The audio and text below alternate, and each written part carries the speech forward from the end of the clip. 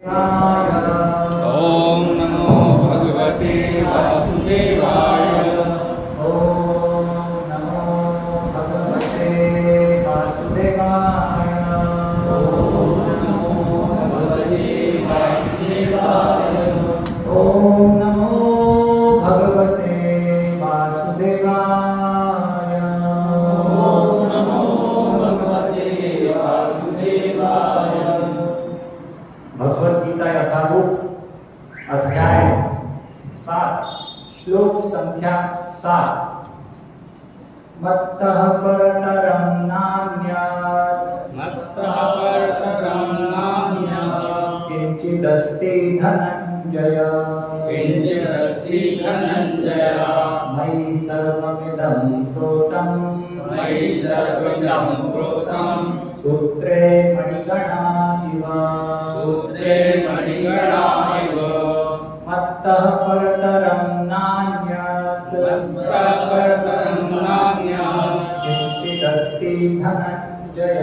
किंचिदस्ति धनंजय। मयि सर्वमिदं प्रोतं सूत्रे मणिगणा इव। मत्तः परतरं नान्यत् किंचिदस्ति धनंजय।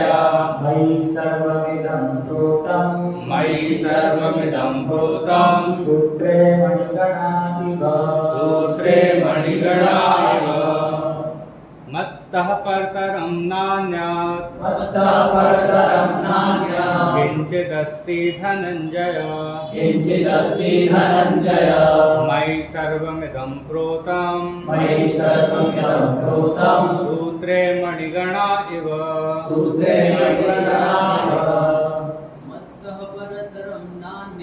मत्तः परतरं नान्यत् किंचिदस्ति धनंजय। मयि सर्वमिदं प्रोतं सूत्रे मणिगणा इव। मत्तः परतरं नान्यत् किंचिदस्ति धनंजय। मयि सर्वमिदं प्रोतं सूत्रे मणिगणा इव। मत्तः परतरं नान्यत् किंचिदस्ति धनंजय। मयि सर्वमिदं प्रोतं सूत्रे मणिगणा इव। माताएं कोई दोहराना चाहते हैं?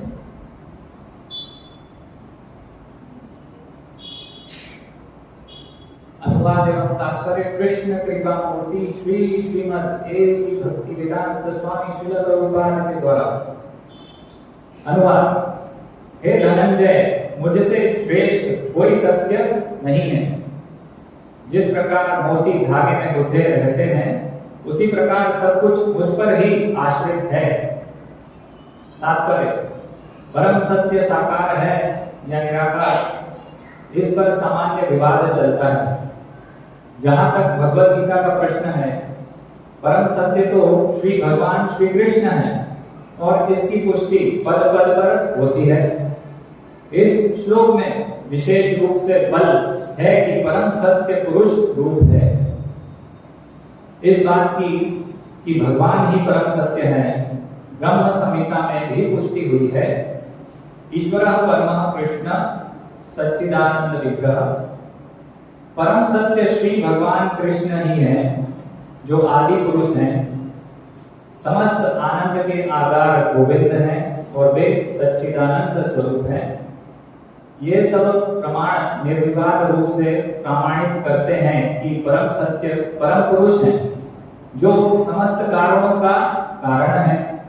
फिर भी निरीश्वरवादी श्वेताश्वतर उपनिषद में 3:10 उपलब्ध वैदिक मंत्र के आधार पर तर्क करते हैं। ततो यदुत्तरतरं तदरूपं नामयं या एतद्वि दुर्मृतास्ते भवन्त्यथेदरे दुःखमेवाभियन्ति। भौतिक जगत में ब्रह्मांड के आदि जीव ब्रह्मा को देवताओं, मनुष्यों तथा निम्न प्राणियों में सर्वश्रेष्ठ माना जाता है, किंतु ब्रह्मा के परे एक इंद्रियातीत ब्रह्म है जिसका कोई भौतिक स्वरूप नहीं होता और जो समस्त भौतिक कल्मश से रहित होता है। जो व्यक्ति उसे जान लेता है वह भी दिव्य बन जाता है, किंतु जो उसे नहीं जान पाते वे सांसारिक दुखों को भोगते रहते हैं। निर्विशेषवादी अरूपम शब्द पर विशेष बल देते हैं, किंतु यह अरूपम शब्द निराकार नहीं है, यह दिव्य सच्चिदानंद स्वरूप का सूचक है। मतलब कि भौतिक नहीं, आध्यात्मिक रूप से बता रहे हैं। जैसा कि ब्रह्म संहिता में वर्णित है और ऊपर उद्धृत है, श्वेताश्वतर उपनिषद के अन्य श्लोकों 3:8 और 3:9 से भी इसकी पुष्टि होती है। मतलब निराकारवादी, निर्विशेषवादी कौन सा श्लोक बताते हैं? 3:10, जिसमें अरूपम बताया। तो भगवान का भौतिक रूप नहीं है, ये समझा रहे हैं इस अरूपम शब्द से कि हमारा जैसे भौतिक रूप है ना, आत्मा है हम, जो ओरिजिनल वस्तु है ना, वास्तविक वस्तु है, और उसके ऊपर एक हमारा भौतिक शरीर है ना, जो कि पंच महाभूत से बना हुआ है। अभी कुछ लोग पहले ही भगवान ने बताया, भूमि रापो अनल वायु खम मन बुद्धि रे बचा, पृथ्वी अग्नि जल आकाश वायु, है ना, इस प्रकार से ये पंच महाभूत से बना हुआ हमारा शरीर है। तो इस प्रकार से तो भगवान का शरीर, इस श्लोक में श्वेताश्वतर उपनिषद के ये बता रहे हैं कि भगवान का शरीर हमारे शरीर जैसा नहीं है, भौतिक शरीर नहीं है, भौतिक रूप नहीं है, वो आध्यात्मिक। भगवान आध्यात्मिक, भगवान हमारे जैसा भौतिक शरीर लेकर नहीं आते। तो ये शब्द बता रहा है श्वेताश्वतर उपनिषद में अरूपम, कि भगवान आध्यात्मिक है, भौतिक नहीं है ना। भगवान प्रकट होते हैं, हमारे जैसे भौतिक आवरण नहीं लेते यहाँ पर, है ना, भौतिक शरीर लेकर यहाँ पर पैदा नहीं होते, जन्म नहीं लेते।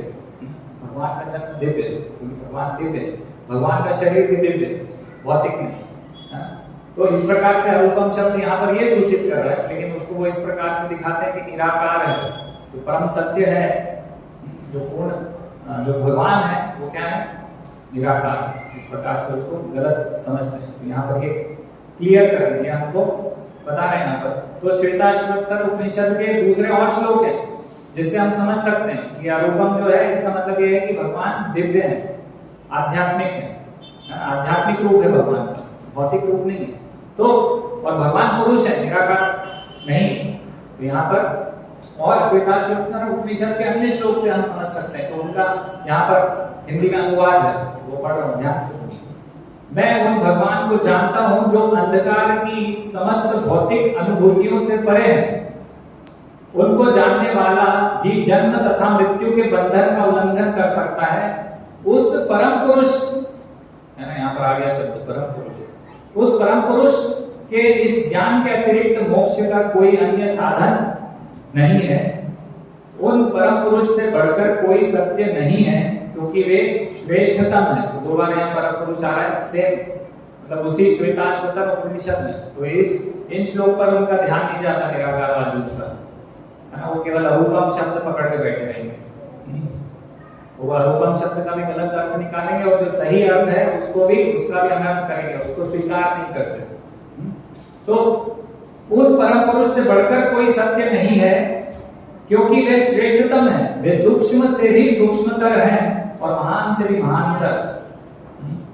वे मूल वृक्ष के समान स्थित हैं और दिव्य आकाश को प्रकाशित करते हैं। जिस प्रकार वृक्ष अपनी जड़ें फैलाता है, वे भी अपनी विस्तृत शक्तियों का प्रसार करते हैं। यहाँ पर फिर से ये जो भगवान की अंग कांति है, ब्रह्म ज्योति, उसके विषय में बता रहे हैं कि जैसा भगवान बता रहे हैं,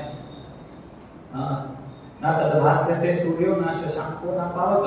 भगवान के धाम में लाइट बिजली की आवश्यकता नहीं है ना, क्योंकि भगवान की अंग कांति से सब कुछ प्रकाशित है, ब्रह्म ज्योति से। तो ब्रह्म ज्योति भगवान की शरीर की अंग कांति, ये भी यहाँ से पता चल रहा है इसको से। तो जिस प्रकार वृक्ष अपनी जड़ें फैलाता है, वे भी अपनी विस्तृत शक्तियों का प्रसार करते हैं। इन श्लोकों से निष्कर्ष चलता है कि परम सत्य ही श्री भगवान है, जो अपनी विविध परापरा शक्तियों के द्वारा सर्वव्यापी हैं। भगवान अपनी शक्तियों के द्वारा सर्वव्यापी हैं, इस संसार में उपस्थित। ये तात्पर्य यहाँ श्री प्रभुपाद के द्वारा समाप्त हुआ। ओम ज्ञानांजनशलाकया ज्ञानांजनशलाकया चक्षुरुन्मीलितं येन तस्मै श्री गुरुवे नमः। श्री चैतन्यमनोभीष्टं स्थापितं येन भूतले स्वयं रूपः तदा मह्यं ददाति स्वपदान्तिकं। वन्देऽहं श्रीगुरो श्रीयुतपदकमलं। श्रीगुरून् वैष्णवांश्च श्रीरूपं साग्रजातं सहगण रघुनाथान्वितं तं सजीवम् साद्वैतं सावधूतं वचनसहितं कृष्ण चैतन्य देवं श्रीराधा कृष्णपादान् सहगणललिता श्री विशाखान्वितांश्च। जय श्री कृष्ण चैतन्य प्रभु नित्यानंद श्री अद्वैत गदाधर श्रीवासादि गौर भक्तवृंद। हरे कृष्णा कृष्णा कृष्णा हरे हरे, हरे राम राम राम हरे हरे। इस श्लोक में भगवान बोल रहे मत्तः परतरम नान्यं। तो क्या है मत्तः? तो उसका शब्दार्थ हम समझते हैं कि एक एक शब्द का अर्थ। तो मत्तः यहाँ श्रील प्रभुपाद बता रहे हैं मत्तः का मतलब संस्कृत का अनुवाद मुझसे परे। मत्तः परतरम श्रेष्ठ, परतरम श्रेष्ठ, तो मुझसे श्रेष्ठ न नहीं, अन्य किंचित, अन्य कुछ भी अस्ति है ना। तो यहाँ भगवान क्या बता रहे हैं इस प्रकार से, हे धनंजय मुझसे श्रेष्ठ कोई सत्य नहीं है। जिस प्रकार मोती धागे में गुंथे रहते हैं उसी प्रकार सब कुछ मुझ पर ही आश्रित है। तो यहाँ मत्तः का अर्थ क्या है? मुझसे परे, है ना। भगवान श्री कृष्ण क्या बता रहे हैं? मुझसे श्रेष्ठ कोई भी नहीं।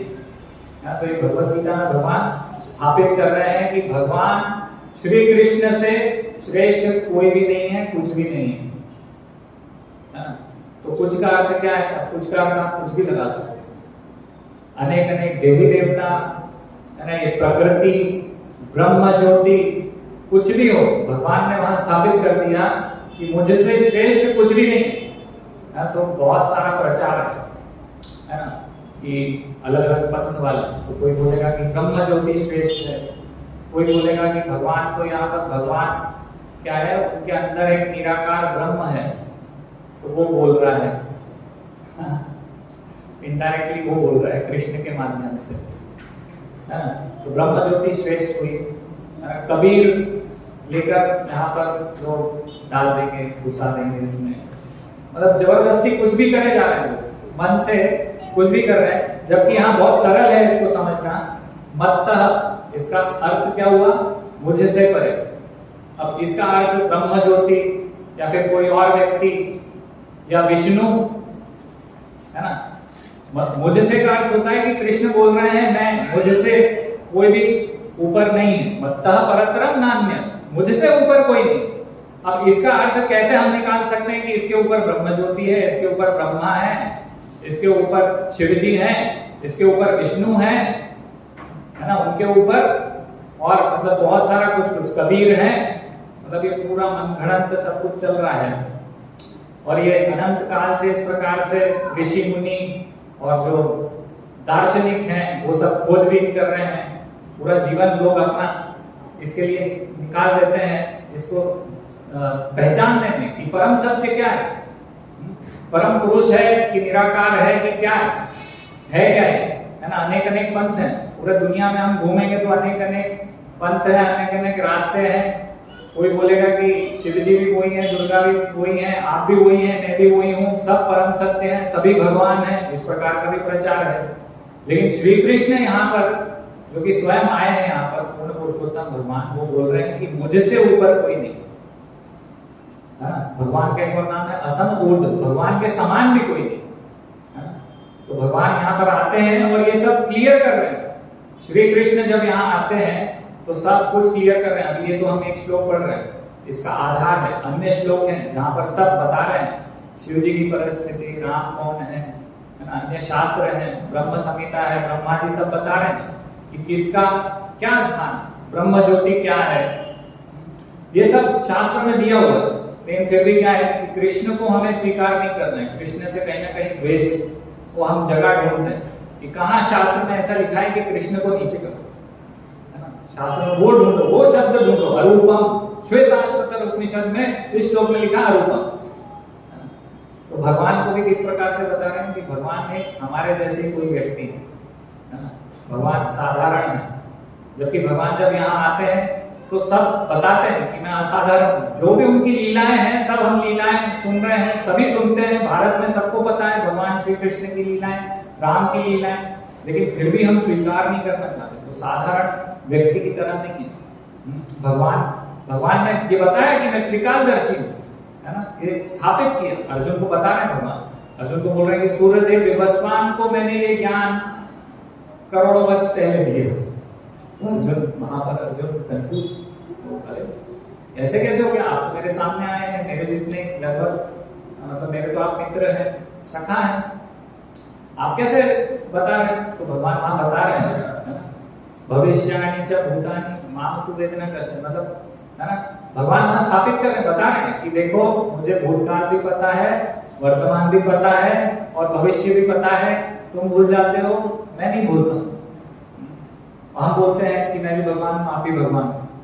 कैसे हो गए, हमें हमारा पास्ट, प्रेजेंट और फ्यूचर पता है, हमें भूतकाल का पता है, अभी वर्तमान का पता है, भविष्य का पता है, कुछ भी नहीं पता है, लेकिन हम भी भगवान हैं, आप भी भगवान। ये सब क्या है, मायावाद है। ये सब आपको बेवकूफ बना। अच्छा लगता है ना ऐसा सुनने में, मैं भी भगवान हूं, हम भी भगवान बन सकते हैं, बहुत अच्छा लगता है सुनने में। लोगों को यही चाहिए, लोग यही तो प्रयास कर रहे हैं संसार में, भगवान बनने का, नियंता बनने का, भोक्ता बनने का प्रयास कर रहे हैं। तो ये सुनने में अच्छा लगता है ना। तो माया इस प्रकार से प्रभावित करती है। ये माया, महामाया का एक पाश है ना, इससे बचना है। हम भगवान कभी भी नहीं हो सकते। तो ये अनंत काल से इस प्रकार से खोजबीन चल रही है, लोग प्रयास कर रहे हैं जानने का, है ना। अनेक अनेक आध्यात्मिक मार्ग लोगों ने चुने हुए हैं, है ना। योग है, योग में भी अलग अलग योग हैं, और बहुत कुछ कर रहे हैं, तपस्या कर रहे हैं, यज्ञ कर रहे हैं, भगवान को जानने के लिए प्रयास कर रहे हैं अलग अलग प्रकार से। कोई कुछ ज्योति पर ध्यान केंद्रित कर रहा है, सब प्रयास कर रहे हैं अनेक अनेक दार्शनिक मन से भगवान तक पहुंचने का, भगवान को जानने का प्रयास कर रहे हैं। तो लेकिन यहाँ भगवान बहुत सरलता से यहाँ पर बता रहे हैं कि सबका जो उद्गम, जो स्रोत हो वो मैं हूँ, भगवान श्री कृष्ण है। ये भगवान यहाँ पर इस श्लोक में स्थापित कर रहे हैं। तो हम उसको स्वीकार नहीं कर पाते हैं, हम भ्रमित हो जाते हैं। तो उसमें कोई बड़ी बात नहीं है कि हम भ्रमित घूम रहे हैं संसार में, हम समझ नहीं पा रहे हैं। क्यों? क्योंकि शास्त्र में इस प्रकार से भी भगवान श्री कृष्ण ने ही स्वयं बताया है, नमे विदु सुरगणा प्रभवं न महर्षया अहम आदिर्हि देवानां मनुष्याणां च सर्वशः। तो क्या बता रहे हैं भगवान श्री कृष्ण, अर्थात ना तो देवतागण मेरी उत्पत्ति या ऐश्वर्य को जानते हैं और ना महर्षि ही जानते हैं, है ना। महर्षि भी नहीं जानते हैं हाँ मेरे ऐश्वर्य को, उत्पत्ति को, और ना ही देवतागण जानते हैं, है ना। शिव जी, ब्रह्मा जी, इंद्र, चंद्र, सूर्य, है ना। हम सोचेंगे दुर्गा जी, तो यहाँ भगवान श्री कृष्ण बोल रहे हैं कि बड़े बड़े देवी देवता भी भ्रमित हो जाते हैं। अभी हम कथा सुनेंगे अनेक अनेक देवी देवताओं की, कैसे वो भ्रमित हुए, है ना। ब्रह्मा जी, शिव जी की कथा सुनेंगे श्रीमद् भागवतम से, श्री शिव जी की, कैसे वो भ्रमित हुए। तो यहाँ भगवान बता रहे हैं कि ये महर्षिगण, देवतागण, ये मुझे समझ नहीं पाते। तो हम तो इस खेत की मूली, हम भ्रमित होते हैं, हम कृष्ण को भगवान स्वीकार नहीं करते। तो बहुत आश्चर्य की बात नहीं है, क्योंकि भगवान श्री कृष्ण को तो बड़े बड़े देवी देवता भी नहीं समझ पा रहे हैं, बड़े बड़े ऋषि मुनि भी नहीं समझ पा रहे हैं ना, भ्रमित हो जाते हैं, है ना। आगे, क्योंकि मैं सभी प्रकार से देवताओं और महर्षियों का भी कारण स्वरूप उद्गम हूँ। तो भगवान श्री कृष्ण यहाँ पर बता रहे हैं, सुरगणा प्रभवं न महर्षया अहम आदिर्हि देवानां मनुष्याणां च सर्वशः। तो बता रहे हैं ये महर्षियों और देवताओं का उद्गम मैं हूँ, है ना। शिव जी, ब्रह्मा जी, इंद्र, चंद्र, सूर्य, जितने भी जो भी देवी देवता हैं, दुर्गा जी, है ना, कहाँ से आए हैं? भगवान श्री कृष्ण से आए हैं। उद्गम कौन है? ये ठप्पा लगा दिया भगवान श्री कृष्ण की, मैं उद्गम हूँ। तो इस श्लोक से भगवान अपनी सर्वश्रेष्ठता को प्रदर्शित कर रहे हैं।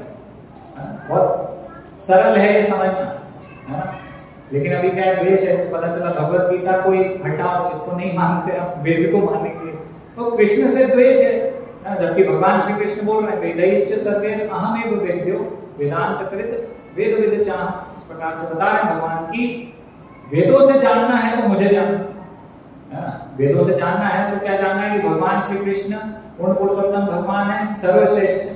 लेकिन वेद पढ़ लिए और मानते नहीं कि भगवान श्री कृष्ण पूर्ण पुरुषोत्तम सर्वश्रेष्ठ है। इस प्रकार से तो समझ नहीं पा रहे हैं वेद का सार क्या है। यहाँ भगवान फिर से स्थापित कर रहे हैं कि मुझे देवी देवता भी नहीं समझ पा रहे हैं। तो देवी देवता एक बार समझ नहीं पा रहे, चर्चा चल रही देवताओं में कि कौन सर्वश्रेष्ठ है।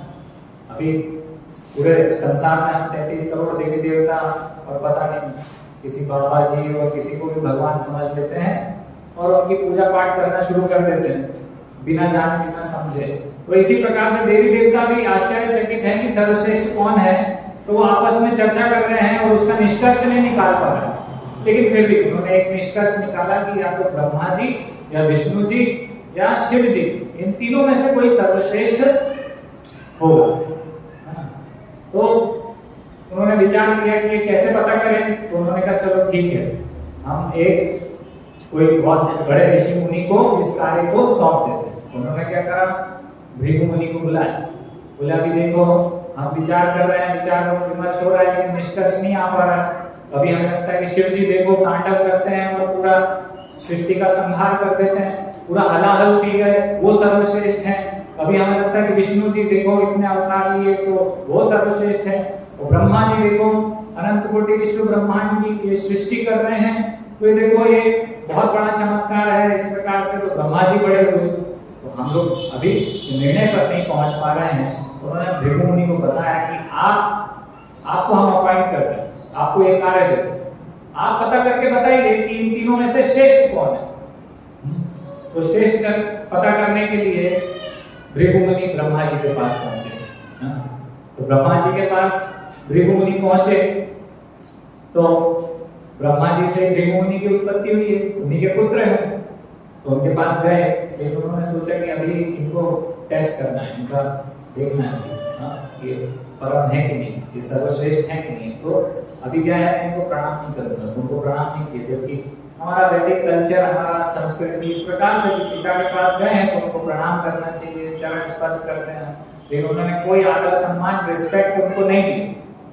तो ब्रह्मा जी देखा, अरे ये क्या हो रहा है, इनको तो ये करना चाहिए, ये तो इनका कर्तव्य है, और इन्होंने नहीं किया।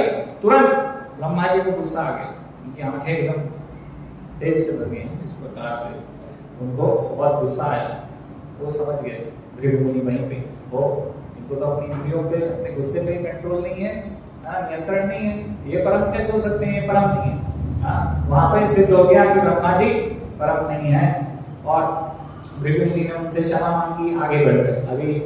अभी देखते हैं कि शिव जी परम है कि नहीं। तो फिर क्या हुआ, शिव जी के पास पहुंचे। शिव जी एक तरफ अपने पार्वती जी के साथ बैठे हुए थे, है ना, एकांत में। तो सीधे भृगु मुनि वहां पहुंचे। अगर श्रीमद् भागवतम पढ़ेंगे तो हमें पता चलेगा कि शिव जी की उत्पत्ति भी ब्रह्मा जी से हुई है ना, रुद्र। तो इस प्रकार से शिव जी की उत्पत्ति भी ब्रह्मा जी से हुई है, और भृगु मुनि भी ब्रह्मा जी से उत्पत्ति हुई है। दोनों एक प्रकार से भाई हुए। तो डायरेक्ट पार्वती जी के साथ बैठे हुए हैं अपना एकांत में इस प्रकार से, और भृगु मुनि वहां अंदर घुस गए, है ना, बिना कुछ परमिशन लिए, बिना कुछ बोले, आवाज किए, सीधे घुस गए। उन्होंने कहा देखते हैं क्या होता है। तो शिव जी गुस्सा नहीं हुए, पहला टेस्ट पास, वहां फेल नहीं हुए, पास हो गए शिव जी, क्रोधित नहीं हुए। और जब शिव जी ने देखा वो भृगु मुनि आ रहे हैं तो उनका फिर उन्होंने पहला टेस्ट पास किया, और फिर क्या करना, आलिंगन करने का प्रयास किया भृगु मुनि को। तो भृगु मुनि थोड़ा दूर हट गए, बोले अरे तुम अपने आप को देखो, तुम्हारे गले में सांप लटक रहे हैं, तुम्हारे ऊपर वो शमशान की राख लपेटे हुए हो तुम थोड़ा सा डर्टी, थोड़ा गंदे दिख रहे हो, तुम्हारे कैसे मैं तुम्हें आलिंगन करूं। तो शिव जी फिर गुस्से में आ गए, गुस्सा हो गया शिव जी। तो उन्होंने कहा अरे शिव जी को भी गुस्सा आ गया, इनको भी कंट्रोल नहीं है। मतलब जरूर पहला टेस्ट उन्होंने पास किया तो वो भी एक महान, उनमें भी गुण है, वो मानता है, लेकिन उतना नहीं है ना कि वो सर्वश्रेष्ठ हो। वो पहचान है कि शिव जी भी सर्वश्रेष्ठ नहीं है, इनको भी नियंत्रण नहीं है। इस प्रकार से तो पार्वती जी थी, वो क्रोधित हो गई वहां पर, है ना। और फिर उसके बाद जैसे कि उन्होंने श्राप दिया वहां पर कि भृगु मुनि को कि तुम जो मतलब इस प्रकार से कि तुम्हारा जो समाज है मतलब ब्राह्मण, तो तुम्हारे पास में नहीं रहूंगे, इस प्रकार से उन्होंने कहा। और हम देखते हैं कि ज्यादा से ज्यादातर जो इस वर्ग के समाज में लोग हैं वो थोड़ा उनके पास लक्ष्मी जी नहीं रहती, उनका वास नहीं है। तो इस प्रकार से उन्होंने पार्वती जी ने उनको श्राप दिया, शिव जी ने तो कुछ इस प्रकार से नहीं दिया श्राप। तो वहां से वो समझ गए, चले गए, निर्णय हो गया कि ब्रह्मा जी तो नहीं है, शिव जी तो नहीं है। तो आगे बढ़ गए, विष्णु जी के पास गए। अब विष्णु जी के पास जब पहुंचे तो विष्णु जी भी वहां पर आराम से अपनी शेषनाग की सैया पे सो रहे थे, मतलब योग निद्रा में थे। और वहां लक्ष्मी जी उनके चरण कमल दबा रही हैं इस प्रकार से।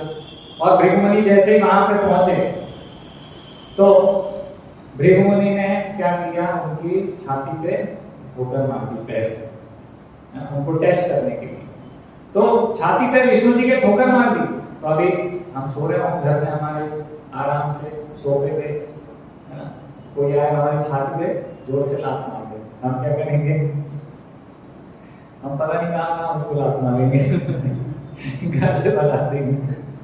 लेकिन वहां पे विष्णु जी उठ खड़े हुए तुरंत और उठ के भृगु मुनि के पास गए और बोले अरे आपके चरण कमल तो एकदम नरम मुलायम है, आपको कहीं लगी तो नहीं? मेरा जो वक्षस्थल है वो बहुत कठोर है, आपको कहीं लगी तो नहीं?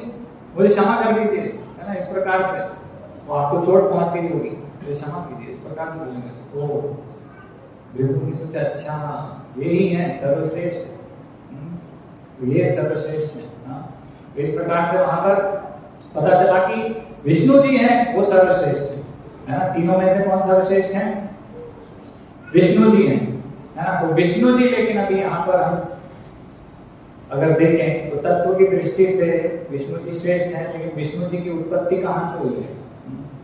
तो अगर हम ब्रह्म संहिता, एक पुस्तक है ब्रह्म संहिता, है ना, तो ये शास्त्र में से संहिता है, इसका श्लोक संख्या 48 अगर पढ़ेंगे तो हम समझ पाएंगे कि विष्णु जी की और कृष्ण की क्या परिस्थिति है ना।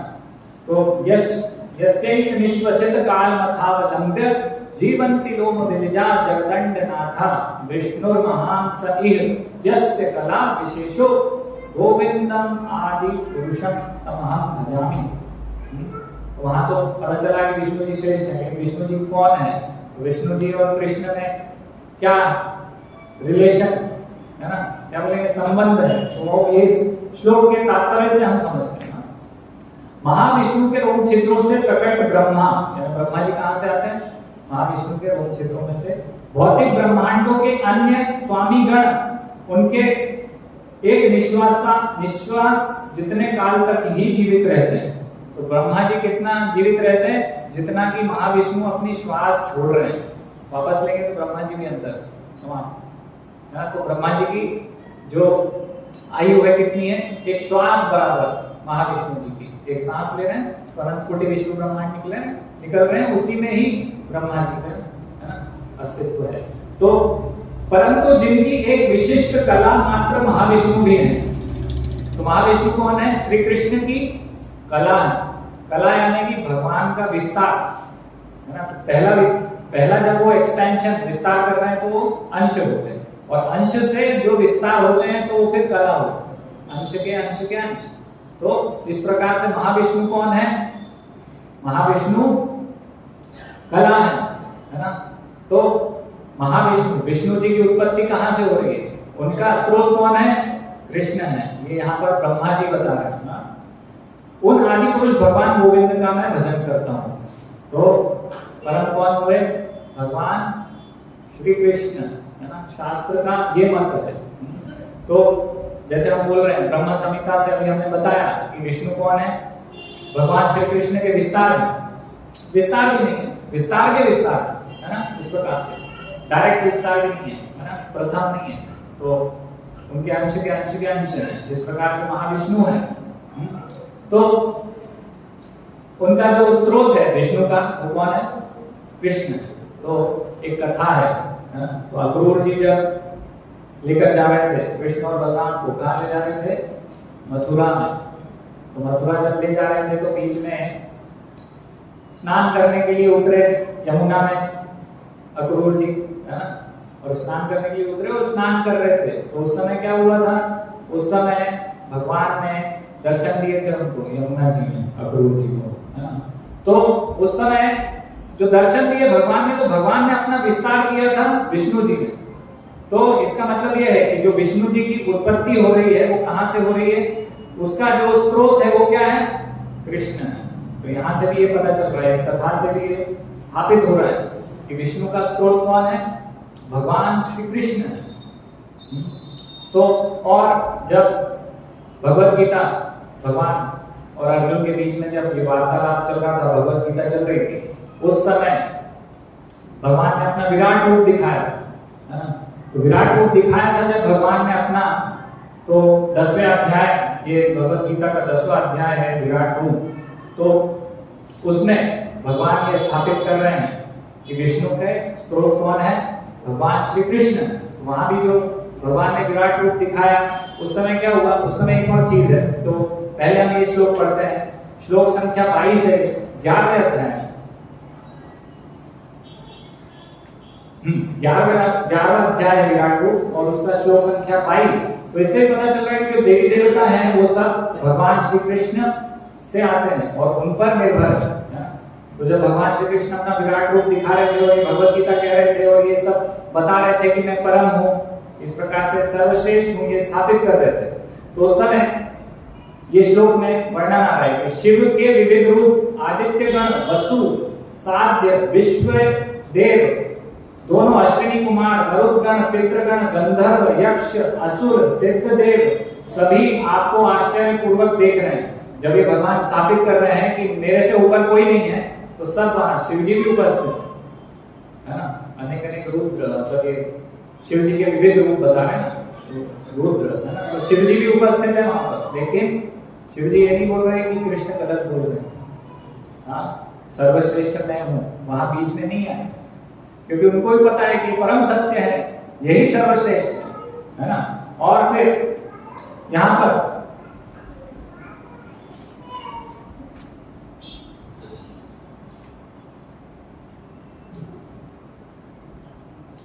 श्लोक संख्या 46 में, है ना।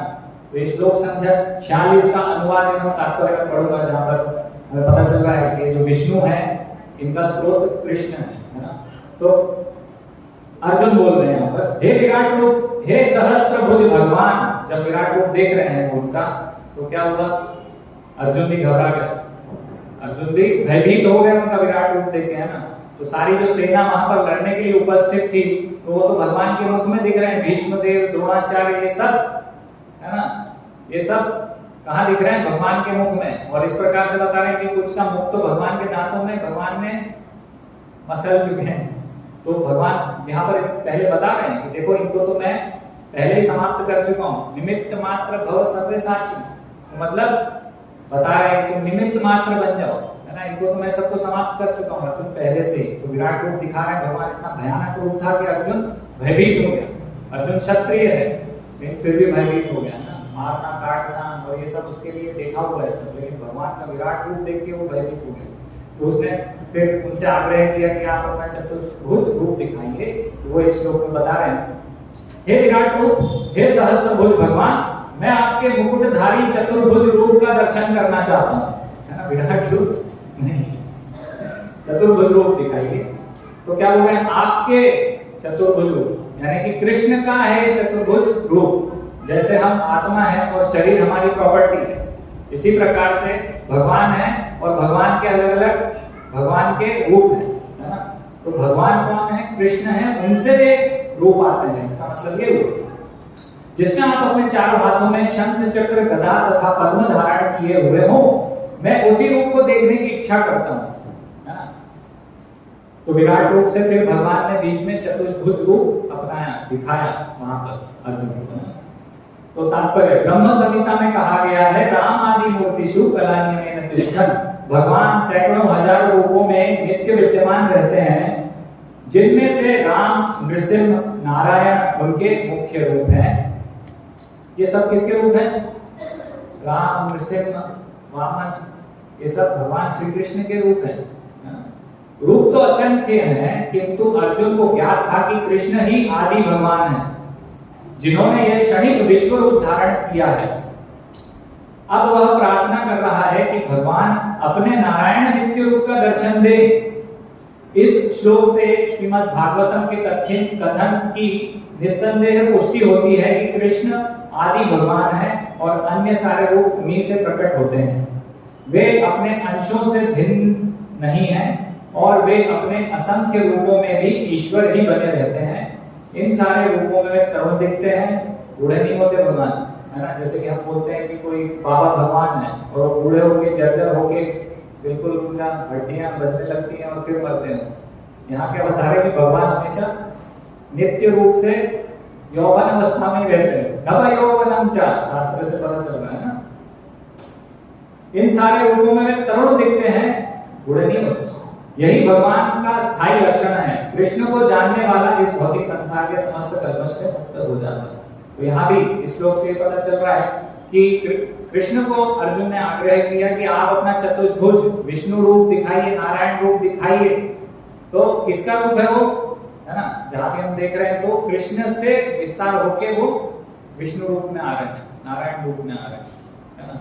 तो विस्तार करने वाले कौन हुए? कृष्ण हुए, है ना। ऐसा किसी ने सुना है कि विष्णु ने कृष्ण का रूप दिखाया, राम ने कृष्ण का रूप दिखाया? अभी मैंने तो नहीं सुना, पता नहीं किसी ने सुना हो तो इसलिए पूछना हो। हाँ, किसी ने भी नहीं सुना ना। इसका मतलब यही है, शास्त्र तो यही बता रहे हैं, है ना, कि हमेशा विष्णु जो है वो कहाँ से आ रहे हैं? कृष्ण से। इस प्रकार से बता रहे हैं यहाँ पर, है ना। तो ये विष्णु की उत्पत्ति कृष्ण से हो रही है ना। उसका मूल कौन है? विष्णु का, विष्णु रूपों का मूल कौन है? कृष्ण है, यहाँ पर बता रहे हैं, है ना। और भगवत गीता में जैसे हमने ये तात्पर्य में पढ़ा, है ना, तो राम आदि मूर्तिषु कलानियमेन तिष्ठन्। वे ब्रह्म संहिता में ब्रह्मा जी बता रहे हैं कि राम आदि जो है, राम आदि मतलब जो भी मत्स्य अवतार, कूर्म अवतार, वराह, वामन, नृसिंह, है ना, और फिर परशुराम, राम, तो ये जो भी है राम आदि मूर्ति, ये जो भी राम है, ये जो विष्णु तत्व है, ये सब आदि मूर्तिषु कला नियमेन तिष्ठन्। ये कला नियमेन, कला है ये, नाना अवतार। भगवान श्री कृष्ण नाना अवतार कर रहे हैं, अलग अलग अवतार लेकर आ रहे हैं। नाना अवतार अक्रोध भुवनेषु किंतु, तो राम, भगवान श्री राम के जो मूल है ना, मतलब जो बोलना चाहिए स्रोत है, जो उद्गम है, वो कौन है? यहाँ पर इस श्लोक में पता चल रहा है कि वो भी श्री कृष्ण है। राम आदि मूर्तिषु कला नियमेन तिष्ठन् नाना अवतारम् अक्रोध भुवनेषु किंतु कृष्ण स्वयं संभवत परम पुमान यो गोविंदम आदि पुरुषम तमहं भजामि। तो ये जितने भी जो इस प्रकार से विस्तार है भगवान के, ये सब इनका जो मूल स्रोत है वो है भगवान श्री कृष्ण। और भगवत गीता के श्लोक संख्या 10:31 है ना, तो 10:31 भी पढ़ लेते। क्या कह रहे हैं भगवान श्री कृष्ण? तो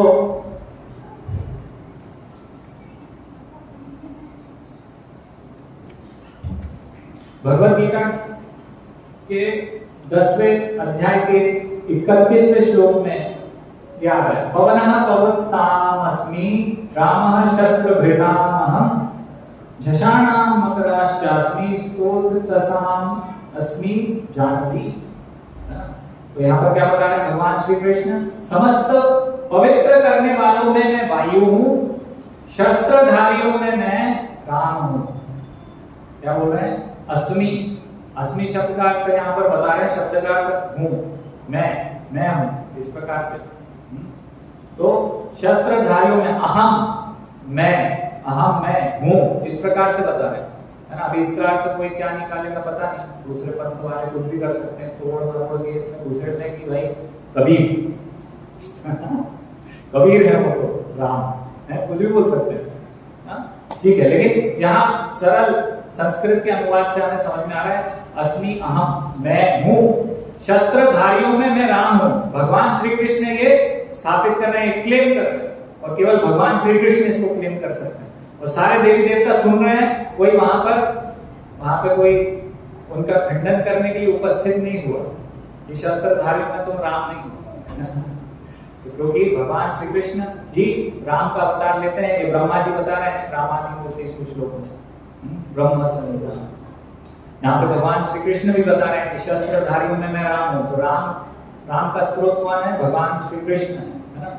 इसलिए भगवान बार-बार बोल रहे हैं मत्तः परतरम नान्यत्, मेरे से ऊपर कुछ भी नहीं है। मत्तः परतरम नान्यत् किंचित् अस्ति धनंजय।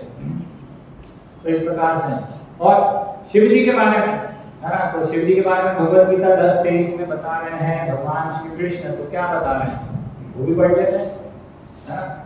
राम जी के विषय में, विष्णु जी के विषय में तो हमने श्रवण किया ही है। तो बता रहे रुद्राणाम शंकरश्चास्मि, तो मैं समस्त रुद्रों में शिव हूं, है ना। तो श्री भगवान, मतलब ये जो चैप्टर अध्याय का नाम है श्री भगवान का ऐश्वर्य। तो भगवान श्री कृष्ण अपना ऐश्वर्य यहाँ पर बता रहे हैं, स्थापित कर रहे हैं। तो बता रहे हैं कि रुद्रों में मैं शिव हूं, है ना। तो शिव जी की उत्पत्ति कहां से हो रही है? मूल कारण, सर्व कारण कारणम कौन है? भगवान श्री कृष्ण है ना। तो बाहर बहुत प्रचार है कि शिव जी सर्वश्रेष्ठ हैं। लेकिन शास्त्र क्या बोल रहे हैं? शास्त्र क्या बता रहे हैं? किसी को भी भगवान सिद्ध करना है तो उसके लिए शास्त्र चाहिए। जैसे कि मान लीजिए आप गणित की पुस्तक पढ़ेंगे तो उसमें से, पुस्तक में से आपने बोला कि भाई 2 × 2 है ना, 2 × 2 4 होता है। तो मैं कैसे मान लूं कि 4 होता है? बताइए, कुछ सबूत है? कोई सबूत दे पाएगा? तो आप तुरंत गणित की पुस्तक लाएंगे। गणित की लाएंगे आप, वहां पे दूसरे कहीं इतिहास की पुस्तक नहीं लाएंगे कि इतिहास में लिखा है, नहीं। गणित की पुस्तक, तो पुस्तक उससे संबंधित वो पुस्तक लाएंगे, आप बताएंगे ये देखिए ये लिखा है 2 × 2। किसी पढ़े लिखे व्यक्ति ने, कहीं जिसने बहुत अच्छे कॉलेज से, स्कूल से पढ़ा हुआ, उसने ये लिखा है, वे मानिए। तो इस प्रकार से यहाँ पर जब भी हम बताएंगे कि कोई भगवान है और सर्वश्रेष्ठ है तो हम शास्त्र से बताएंगे। तो शास्त्र क्या बोल रहा है? भगवद गीता में भगवान श्री कृष्ण तो बोल रहे हैं कि शिव जी, भाई मैं समस्त रुद्रों में शिव हूं, शस्त्रधारियों में मैं राम हूं। इस प्रकार से भगवान श्री कृष्ण स्थापित कर रहे हैं अपनी सर्वश्रेष्ठता को। और फिर अगर हम अपना मनगढ़ंत ज्ञान लेके घूम रहे हैं फिर भी तो कुछ नहीं किया जा सकता है, क्योंकि बड़े बड़े देवी देवता भी इस प्रकार से भ्रमित हो जाते हैं, तो हम हो सकते हैं। तो यहाँ पर ये साबित हो रहा है। और ब्रह्म संहिता में शिव जी के विषय में बता रहे हैं यस्य प्रभा नहीं क्षीरम यथा नदी विकार विशेष योगा। एक मिनट, कौन सा श्लोक है? 45, वो भी पढ़ लीजिए। 45वां श्लोक क्या बोल रहे हैं ब्रह्मा जी? तो बोल रहे हैं क्षीरम यथा नदी विकार विशेष योगा संजायते नहीं ततः प्रत्यगस्ति हेतु यह शंभुनामपि तथा समुपैति कार्याद गोविंदम आदि पुरुषम तमहं भजामि। अर्थात जिस प्रकार दूध खटाई या जमन आदि के संयोग से दही में बदल जाता है, दूध दही बन जाता है, किंतु फिर भी अपने उपादान कारण दूध के वह ना तो समान होता है और ना ही उससे पृथक होता है। तो दूध से दही आया और एक प्रकार से दूध ही है दही में विकार के साथ, खटाई दूध ही है। दूध है भी और दूध नहीं भी है, अचिंत्य भेदाभेद तत्व है। तो इस प्रकार से, लेकिन दही दूध नहीं बन सकता, दूध दही बन सकता है इस प्रकार से। इसी प्रकार से दही कौन है? शिव जी, है ना। तमोगुण का उनमें थोड़ा सा विकार है इस प्रकार से, है। तमोगुण के अधिष्ठाता देव हैं और यहाँ पर भौतिक जगत में तमोगुण को बोलना चाहिए अधिष्ठाता देव है, उसको कंट्रोल करने के लिए उसका उनको उत्तरदायित्व तो मिला है, इसके लिए वो आए। तो उसी प्रकार से संहार कार्य के लिए निमित्त जो शंभु रूप में परिणित हो गए हैं, तो शंभु रूप में कौन परिणित हुआ है? गोविंदम आदि पुरुषम तमहं भजामि। ये कौन बता रहे? ब्रह्मा जी बता रहे। फिर से शंभु का रूप किसने लिया है? गोविंद आदि पुरुष उन्होंने लिया है ना। तो यहाँ पर ये स्थापित हो रहा है सर्वश्रेष्ठता। शिव जी, विष्णु जी, कृष्ण, राम, विष्णु कौन सर्वश्रेष्ठ है? ये सब शास्त्र से हमें पता चल रहा है।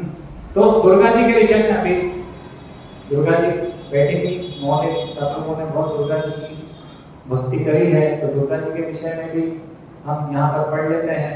ब्रह्म संहिता चर्चा कर रहे हैं हम। तो ब्रह्म संहिता के श्लोक संख्या 40 में बता रहे हैं ब्रह्मा जी,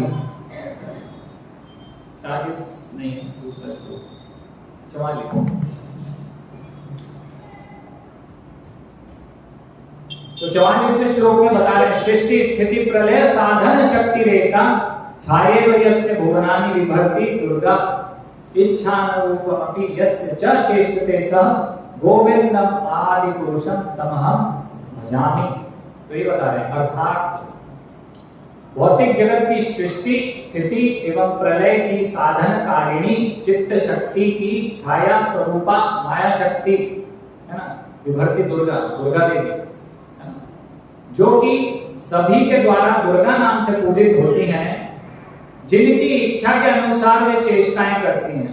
तो किसकी इच्छा से कार्य कर रही हैं दुर्गा जी? गोविंदम आदि पुरुषम तमहम भजामि।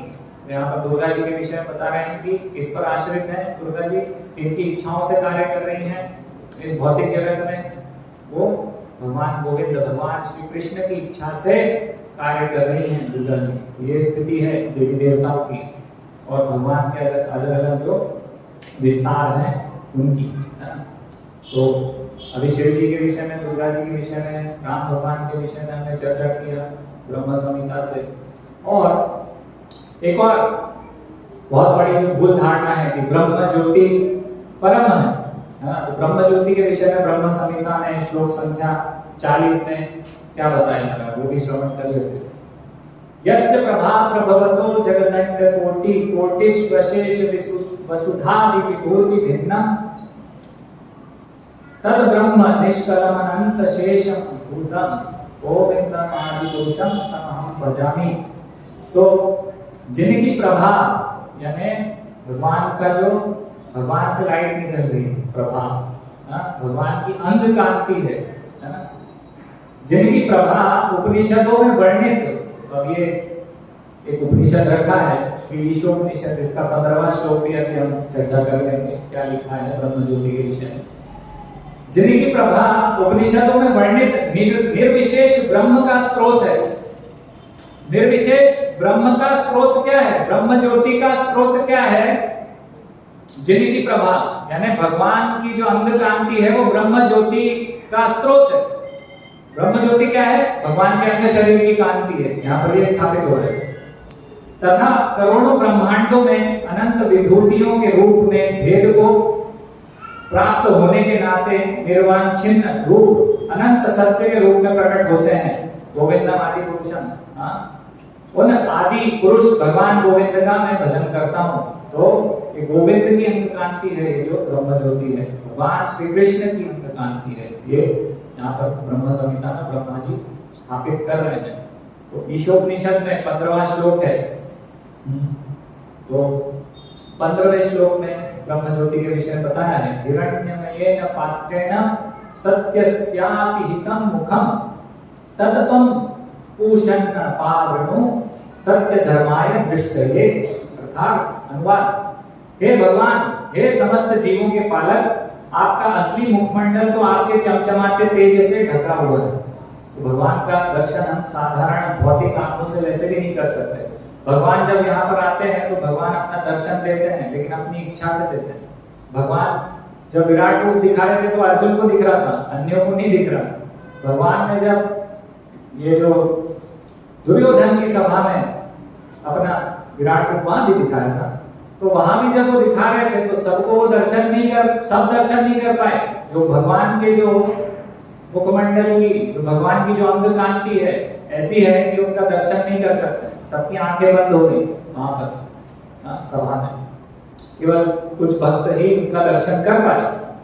हे भगवान, हे समस्त जीवों के पालक, आपका असली मुखमंडल तो आपके चमचमाते तेज से ढका हुआ है।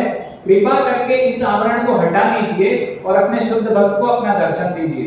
तो भगवान जब वो अपनी अंग कांति को हटाएंगे नहीं, जब तक उनका दर्शन नहीं कर पाएंगे। वो ब्रह्म तेज जो है ना, उसको वो ब्रह्म ज्योति है, वास्तविकता ये है। तो ये स्थापित हो रहा है उपनिषद से शास्त्र से स्थापित हो रहा है कि ब्रह्म ज्योति परम नहीं है, वो तो भगवान श्री कृष्ण की अंग कांति है, जिससे कि अनंत कोटि आध्यात्मिक जगत में प्रकाश पैदा होता है। वहां पर बल्ब और इलेक्ट्रिसिटी की जरूरत नहीं है, वहां पर प्रकाश किससे है? भगवान की अंग कांति से है। तो शास्त्र चक्षु से अगर हम देखेंगे, शास्त्रों से समझेंगे, और शास्त्र में अनेक अनेक कथाएं भी हैं जिससे हम समझ सकते हैं कि भगवान श्री कृष्ण परम है। तो जैसे हम चर्चा कर रहे थे शुरू में कि अनेक अनेक देवी देवता भी भगवान को समझ नहीं पाते, नन्हे विदुष गणा प्रभवम न महर्षयः, है ना, हम आगे ही देवाना। तो बड़े बड़े देवी देवता भी नहीं समझ पाते, तो इसके बहुत सारे ऐसी कथाएं हैं जिनसे हम समझ सकते हैं कि बड़े बड़े देवी देवता भी भ्रमित हो जाते हैं, भगवान की महामाया योग माया से आवृत हो जाते हैं, है ना। तो ये भगवान की शक्तियां हैं, जैसे हम भगवत गीता में पढ़ते हैं भगवान की 2 प्रकार की शक्ति हैं। एक बोल रहे हैं भगवान भिन्ना प्रकृति में अष्टधा, तो एक भौतिक प्रकृति है, और दूसरी क्या है? अपरेयमितस्पन्याम प्रकृति विद्धि में पराम। तो एक अपरा प्रकृति है भगवान की, है ना, एक परा प्रकृति हो गई और एक अपरा प्रकृति हो गई। तो एक भौतिक जगत हो गया, भौतिक शक्ति हो गई, और एक आध्यात्मिक शक्ति हो गई। तो भगवान की अनेक अनेक शक्तियां हैं जिससे भगवान कार्य कर रहे हैं। तो भगवान के कंट्रोल में ये शक्तियां हैं, और इन शक्तियों के कंट्रोल में देवी देवता हैं। इसलिए समझ में आता है कि भगवान के कंट्रोल में सब देवी देवता और अवतार इस प्रकार से ना। तो जैसे हम कथा सुनते हैं ब्रह्मा जी के भ्रमित होने की, तो अनेक अनेक कथाएं। द्वारिका में भी एक बार ब्रह्मा जी भ्रमित हो गए थे। ब्रह्मा जी भगवान श्री कृष्ण से मिलने गए, तो भगवान श्री कृष्ण के पास गए, तो द्वारपाल ने रोका, उन्होंने बोला कि जाइए अंदर बताइए कि ब्रह्मा जी मिलने आए हैं, जाके बताओ भगवान श्री कृष्ण को कि ब्रह्मा जी मिलने आए। तो अंदर गए द्वारपाल, वापस आए, बोला कौन से ब्रह्मा जी? मैं सृष्टि का रचयिता, मैं ब्रह्मा, मुझसे पूछे कौन सा ब्रह्मा और कौन ब्रह्मा है? भ्रमित हो जाते हैं देवी देवता भी कभी कभी। क्यों? क्योंकि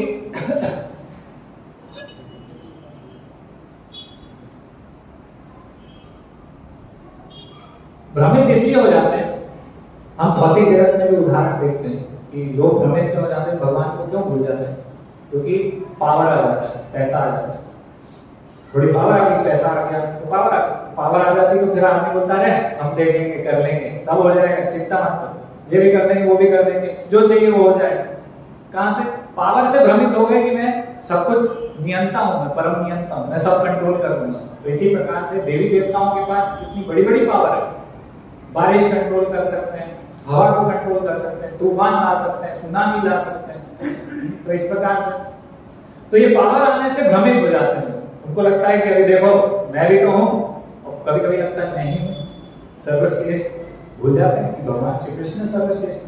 पावर देने वाले कोई भूल जाते हैं। ऐसा नहीं होता कई बार कोई नेता है वो पार्टी में कुछ बयान दे देगा उल्टा सीधा, तो सोचेगा कि अभी मेरे पास तो इतने सारे विधायक हैं, कुछ भी बोल सकते हैं, फिर क्या होगा? आला कमान क्या करेगा? उनको वहां से हटा देगा, उनके पास सजा मिलेगी कुछ। तो इसी प्रकार से भगवान श्री कृष्ण भी देवी देवताओं को फिर जब ये भ्रमित हो जाते हैं तो उनकी अकल को मतलब इस प्रकार से कि उनको फिर सुधारते हैं, है ना, ही टीचर्स अ लेसन, उनको एक सीख देते हैं। तो इस प्रकार से भगवान श्री कृष्ण ने वापस भेजा, है ना, कि पूछ के आइए कौन से ब्रह्मा जी? तो ब्रह्मा जी ने ऐसा बोला कि कौन ब्रह्मा? भाई नहीं तो हूं, और कौन, है ना। तो फिर वापस द्वारपाल गए, उन्होंने बताया कि बोल रहे हैं ऐसा, तो बोले ठीक है भेजो। अंदर गए तो भगवान श्री कृष्ण ने क्या करा? अनंत कोटि विश्व, मतलब उन्होंने पहले पूछा कि आप भगवान इस प्रकार से बोले थे कौन से ब्रह्मा? तो बोले अच्छा ठीक है, तो ये देखो कौन से ब्रह्मा। तो करोड़ों ब्रह्मा वहां पर उपस्थित हो गए उनके सामने, चतुर्मुखी ब्रह्मा जी के सामने। तो हर ब्रह्मांड के, अनंत कोटि विश्व ब्रह्मांड के ब्रह्मा जी आ गए। किसी का सर जो है 10 है, किसी के पास सर, किसी के पास 100 है, किसी के पास 1000 है, किसी के पास लाख सिर है ब्रह्मा जी, कोई ऐसे ब्रह्मा जी हैं, और कोई ब्रह्मा जी ऐसे हैं कि करोड़ों हैं ऐसे उनके। और ऐसा भी श्रीमद् भागवत में वर्णन आता है कि अनंत मुख वाले ब्रह्मा जी भी वहां उपस्थित हो गए। तो वो जो 4 मुख वाले ब्रह्मा जी थे उनको लगा हे भगवान श्री कृष्ण, मैं तो कुछ भी नहीं हूं, है ना। ये ब्रह्मा जी को ऐसा लगता है कि मैं कुछ भी नहीं हूं, लेकिन पता नहीं इस संसार के लोगों को कैसे लगने लग जाता है कि मैं बहुत कुछ हूँ, जबकि कुछ भी नहीं। एक और बार इस प्रकार से ब्रह्मा जी ने यहाँ पर फिर थोड़ा सा कड़वे तरीके से सीख लिया कि हम परम नहीं है, सर्वश्रेष्ठ नहीं। इसी प्रकार से एक और बार ब्रह्मा जी भ्रमित हुए जब भगवान श्री कृष्ण ने अघासुर को मार दिया था। बहुत बड़ा सर्प था, है ना, अपने मित्रों को बचाने के लिए अघासुर का वध कर दिया। तो अनेक देवी देवता हैं, जब भगवान श्री कृष्ण पूतना को मार देते थे, शक्टासुर को मार देते थे, त्रिणावर्त को मार देते थे, तो देवी देवता बहुत प्रसन्न होते थे। बहुत अच्छा। सब क्या करते थे? फूलों की वृष्टि करना और प्रसन्न होना वहां पर, और ये भगवान की लिए कुछ गाना इस प्रकार से। तो ये विद्याधर चारण सब गाना शुरू हो गए भगवान के लिए कुछ। तो भगवान जब भी लीला करते थे तो ये देवी देवता बहुत प्रसन्न होते थे। बहुत चर्चा चल रही थी, ये श्री कृष्ण है कौन, ये इनकी वास्तविकता क्या है? तो छोटा सा बालक है, 6-7 साल का, इतनी लीलाएं कर रहा है, कैसे हो रहा है ये सब? तो वहां पर ब्रह्मा जी फिर फाइनली पहुंचे कि देखें कौन, टेस्ट एग्जाम लेते हैं, परीक्षण। तो गए और क्या करा, वहां पर भगवान श्री कृष्ण के बाल के साथ क्या करते थे? गायों के बछड़े चराने जाते थे, है ना। छोटे बच्चों को बड़ी गाय नहीं देते, छोटे बछड़े थे, बछड़े और छोटी बछड़ियां देते थे कि आप चरा के आइए। तो वो लेकर जाते थे सब बालक, तो वो लेकर गए हुए थे। वहां पर लंच हुआ था, लंच टाइम चल रहा था, और भगवान इस प्रकार से, सबका केंद्र तो कृष्ण है, कृष्ण। तो सब क्या जो बुद्धि है, जो फोकस है वो कृष्ण पे है। तो सब अपना लंच बॉक्स खोल रहे हैं, टिफिन में जो भी है वो कृष्ण को खिला रहे हैं। कृष्ण ये देखो आज ये बना है, ये लो, है ना, भगवान को भोग लगाना, फिर खाना, कृष्ण का गीता प्रसाद। इस प्रकार से सब भगवान के भक्त हैं वृंदावन में। तो भगवान वहां पर बैठे हुए हैं, और उनके जो गाय हैं, जो गाय के बछड़ियां हैं, वो सब वहां पर चल रहे हैं, गोचारण कर रहे हैं। तो वहां पर ब्रह्मा जी पहुंचे। ब्रह्मा जी ने क्या किया? ब्रह्मा जी ने कहा चलो इनका परीक्षा करें। तो उन्होंने क्या करा, सारी गायें छुपा ली, और फिर जब ये बाल परेशान हुए कि जंगल में कहीं खो गई, तो हमेशा जो भी वृंदावनवासी, जो भी ब्रजवासी को कुछ कष्ट हुआ तो क्या होगा? कृष्णा कृष्णा, है ना। तो तुरंत कृष्ण को याद करेंगे कुछ भी कष्ट होगा तो। अभी हमें लगेगी तो हम पता नहीं क्या बोलते हैं आजकल, वो एक शब्द चल गया अंग्रेजी, ओ शिट। आप सोचिए, मतलब जैसे कि अंतकाल में भगवत गीता में भगवान ने ऐसा बताया कि अंतकाल में जैसा स्मरण होगा वैसा हमें अगला हमारा गंतव्य प्राप्त हो जाएगा। और अगर हम मरते समय कहीं एक्सीडेंट हो गया, मुंह से निकल गया ओ शिट, तो मल के कीड़े बन जाएंगे। इसलिए कृष्णा हमेशा वृंदावनवासियों से, ब्रजवासियों से सीखना चाहिए, है ना। हरे कृष्णा बोलने का हमें अभ्यास होना चाहिए, जिससे भी मिले, जहां भी मिले, ऑफिस हो, घर हो, दफ्तर, कहीं भी, बाहर रिश्तेदार हो, सबसे हरे कृष्णा बोले। इस प्रकार से अभ्यास होना चाहिए ताकि इस अभ्यास से हमारा अंतर सुधर जाए। तो कृष्णा कृष्णा जब उन्होंने बोला तो कृष्ण उपस्थित हुए, क्या हुआ, क्या समस्या है? नो प्रॉब्लम, मैं हूँ। तो कृष्णा ने बोले कि अभी ये गाय जंगल में चलेगी। बोले ओके, कोई प्रॉब्लम नहीं है, तुम यहाँ पर बैठो, आराम से प्रसाद लो, मैं आता हूँ देख के। तो वहां चले गए। इतने में ब्रह्मा जी ने इनको भी उठा लिया, अब ब्रह्मा जी ले गए और योग निद्रा में इनको सुला दिया। अब फिर कृष्ण लौट के आए तो ना गाय मिली, ना यहाँ पर ग्वाल मिले। कृष्ण अंतर्यामी है, सब कुछ जानते हैं। सर्वस्य चाहं विधि सन्निष्ठो मतलब स्थितिर्ज्ञानम् अपोहनम् च। तो सबके हृदय में भगवान बैठे हुए हैं। हृदयेशे अर्जुन तिष्ठति ब्रह्मायण सर्वभूतानि। तो यहाँ भी इन श्लोक से पता चल रहा है कि सबके हृदय में, तो ब्रह्मा जी भी नहीं छूटे हैं इससे, ब्रह्मा जी के हृदय में भी कृष्ण बैठे हैं। तो सब पता चल रहा है कि ब्रह्मा जी ने किया है, सबके हृदय में तो है, सबके बारे में भगवान जानते हैं, है ना। ये भगवान में और साधारण जीव में अंतर। तो भगवान श्री कृष्ण को पता चल गया ब्रह्मा जी ने किया है। भगवान ने क्या किया, अपना तुरंत विस्तार कर लिया। जितने भी ग्वाल हैं वो सब वापस वैसे के वैसे हो गए, वैसे ही बोलना। भगवान ने अपना विस्तार किया और वो ग्वाल बन गए और बिल्कुल वैसे के वैसे ही बने जैसे वो थे। उनका बोलने का तरीका, चलने का तरीका, जो बुद्धि है, बिल्कुल वैसे, है ना। और वो जो गाय थी, बछड़े थे, बछड़ियां, तो वो सब भी बन गए और वो भी बिल्कुल वैसे के वैसे बने, कुछ भी उनमें बदलाव नहीं, है ना। तो भगवान ने अपना विस्तार कर लिया, वापस चले गए अपने गांव में, वापस शुरू हो गया वो तो वैसा का वैसे ही चलने लग गया। वो ब्रह्मा जी एक क्षण भी नहीं हुआ, तुरंत वापस आए। लेकिन ब्रह्मा जी का जो समय है वो एक क्षण भी नहीं हुआ और वापस आए। लेकिन यहाँ पर पृथ्वी पे 1 साल बीत गया, पृथ्वी पे 1 साल बीत गया और फिर ब्रह्मा जी वापस आए। उन्होंने देखा तो बाल वही है, देखा तो वही है, सब वही है। अरे ये क्या हो रहा है, ये कैसे छोटा सा बालक ऐसा कर सकता है? उनको भी सिर चकरा गया, ये हो क्या रहा है? हाँ, सृष्टिकर्ता मैं हूँ ये कैसे कर रहे हैं? फिर उनको फिर समझ में आया, उनको पता चला ये भगवान है, मेरे आराध्य देव है। इस प्रकार से भगवान श्री कृष्ण के विषय में उनको पता चला। तो यहाँ पर फिर भगवान श्री कृष्ण ने उनको दर्शाया, है ना, और हम इससे भी समझ सकते हैं। तो क्या हुआ, ब्रह्मा जी सरेंडर हो गए फिर, है ना। तो फिर भगवान ने क्या करा कि जो ग्वाल बाल है और जो गैये हैं उनका विष्णु रूप दिखा, तो वो विष्णु में परिवर्तित हो गए वो सब ग्वाल बाल और गैये। और फिर ये समझ में आता है इससे कि भगवान श्री कृष्ण विष्णु का विस्तार लेते हैं। तो भगवान श्री कृष्ण विष्णु का स्रोत यहाँ भी इस तरह से भी यही समझ में आ रहा है। और ये तो ब्रह्मा जी की बात हुई, हम सब जानते हैं गोवर्धन लीला के पीछे, है ना। तो भगवान श्री कृष्ण ने इंद्र को सीख दी, है ना। उनको भी, वो भी भ्रमित हो गए थे कि मैं इंद्र हूँ, मेरे लिए होना चाहिए यज्ञ, यहाँ हर साल यज्ञ होता है मेरे लिए। लेकिन अभी इस बार बालक के कहने पर इन्होंने जो भी सब कुछ मुझे अर्पण करना था, ये गोवर्धन को अर्पण कर रहे हैं। यानी गोवर्धन है भगवान श्री कृष्ण। गोवर्धन क्या है? भगवान श्री कृष्ण का ही तो विस्तार है, तो भगवान ही है गोवर्धन की। तो ये गोवर्धन को अर्पित कर रहे हैं, मुझे नहीं कर रहे हैं बालक के कहने पे। तो क्या करा, संवर्तक बादल भेज दिए, प्रलयकारी, है ना, बिल्कुल प्रलय की तरह जो बारिश कर सकते हैं ना, तो भयानक भीषण बारिश हो रही है।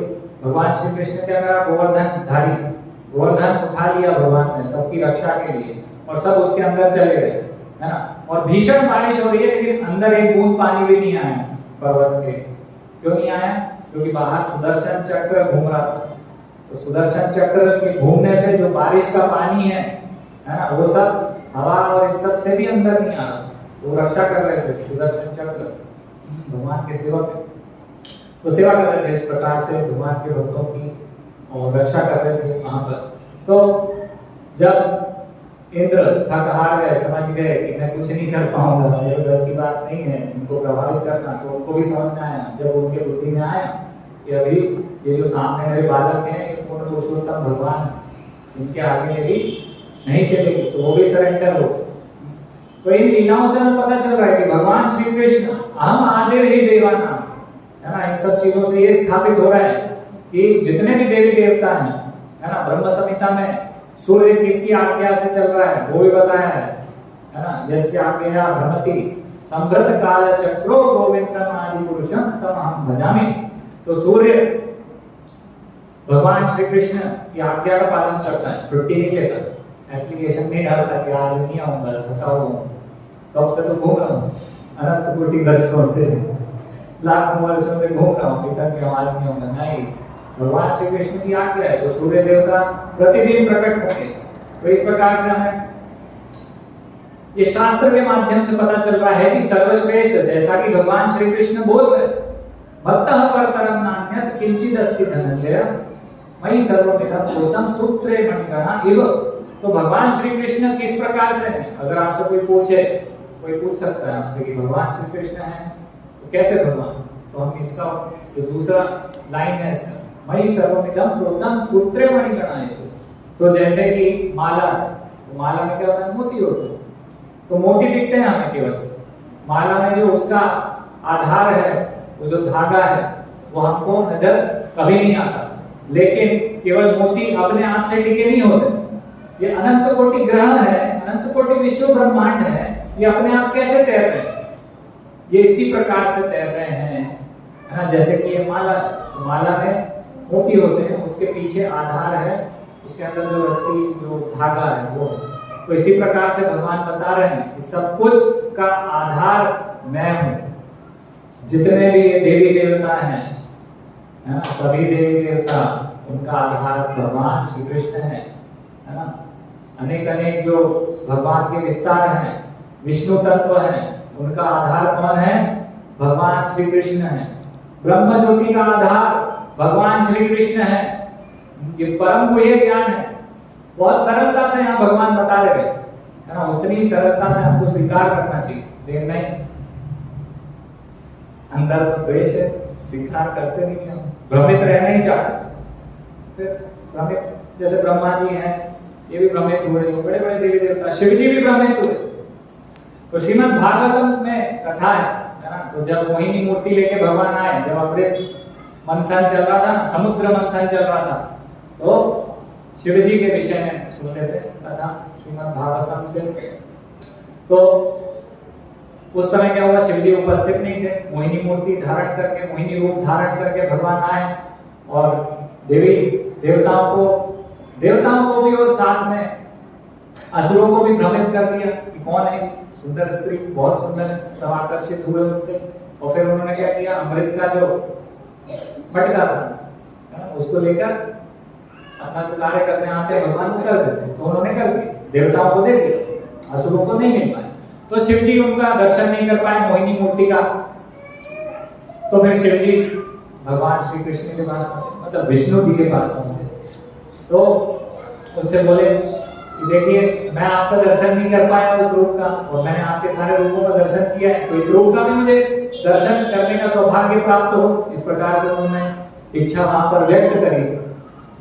तो ये श्रीमद् भागवतम से ही पढ़ते हैं, क्योंकि जब पढ़ेंगे प्रामाणिक, मैं बोलूंगा तो आपको लगेगा बताएं शिव जी को ये बता रहे हैं कि इस प्रकार से, तो हम सीधे सीधे पढ़ते हैं और समझते हैं कि क्या यहाँ पर श्रीमद् भागवतम, जो भागवत सप्ताह सुनते हैं आप लोग, तो उसमें क्या कथा दी गई है शिव जी के बारे में, कि शिव जी भी भगवान की शक्ति से प्रभावित हो जाते हैं, है ना। तो कंट्रोलर कौन है, नियंता कौन है? भगवान श्री कृष्ण। तो ये यहाँ पर स्थापित हो। तो शिव जी इस प्रकार से बोले। मैं अनुवाद पढ़ूंगा, ठीक है, ध्यान से सुनिएगा सभी, है ना। श्रीमद् भागवतम की कथा है, विशेष। हे प्रभु, सभी देवताओं में श्रेष्ठ माना जाने वाला मैं, यानी शिव जी देवताओं में श्रेष्ठ माना जाता है। ब्रह्मा जी तथा मरीचि इत्यादि महर्षि सत्वगुण से उत्पन्न हैं, तब भी हम सभी आपकी माया से मोहग्रस्त हैं। क्या बोल रहे हैं शिव जी? शिव जी बोल रहे हैं कि मैं, ब्रह्मा जी और बड़े बड़े महर्षि आपकी माया से मोहग्रस्त हो जाते हैं। तो शिव जी बोल रहे हैं, आप माने चाहे मत माने, आपकी इच्छा है, लेकिन शिव जी की इच्छा है ना। शिव जी अपनी स्थिति बता रहे हैं भगवान के सामने, और यह नहीं समझ पाते कि यह सृष्टि क्या है। हमारी बात छोड़ भी दें तो उन असुरों तथा मनुष्यों के बारे में क्या कहा जाए जो प्रकृति के निम्न गुणों रजोगुण तथा तमोगुण में स्थित हैं। वे आपको कैसे जान सकते हैं? वे आपको नहीं जान सकते, साधारण मनुष्य हमारे जैसे। यहाँ पर तो शिव जी भी यही बता रहे हैं कि हम सारे साधारण मनुष्य भ्रमित हो सकते। हे प्रभु, आप साक्षात परम ज्ञान हैं। आप इस सृष्टि तथा इसके सृजन, पालन तथा संहार के विषय में सब कुछ जानते हैं। आप जीवों द्वारा किए जाने वाले उन सारे प्रयासों से अवगत हैं जिनके द्वारा वे इस भौतिक जगत से बंधते हैं या मुक्त होते हैं। जिस प्रकार वायु विस्तीर्ण आकाश के साथ साथ समस्त चराचर प्राणियों में प्रविष्ट करती है, उसी प्रकार आप सर्वत्र विद्यमान हैं, अतएव सर्वज्ञ हैं। यानी भगवान सब कुछ जानते। हे प्रभु, मैंने आपके उन सभी अवतारों का दर्शन किया है जिन्हें आप अपने दिव्य गुणों के द्वारा प्रकट कर चुके हैं। भगवान ने प्रकट किए अवतार। अब जबकि आप एक सुंदर युवा स्त्री के रूप में प्रकट हुए हैं, मैं आपके उसी स्वरूप का दर्शन करना चाहता हूँ। शिव जी ने इच्छा व्यक्त करी कि उस स्वरूप का दर्शन करेंगे।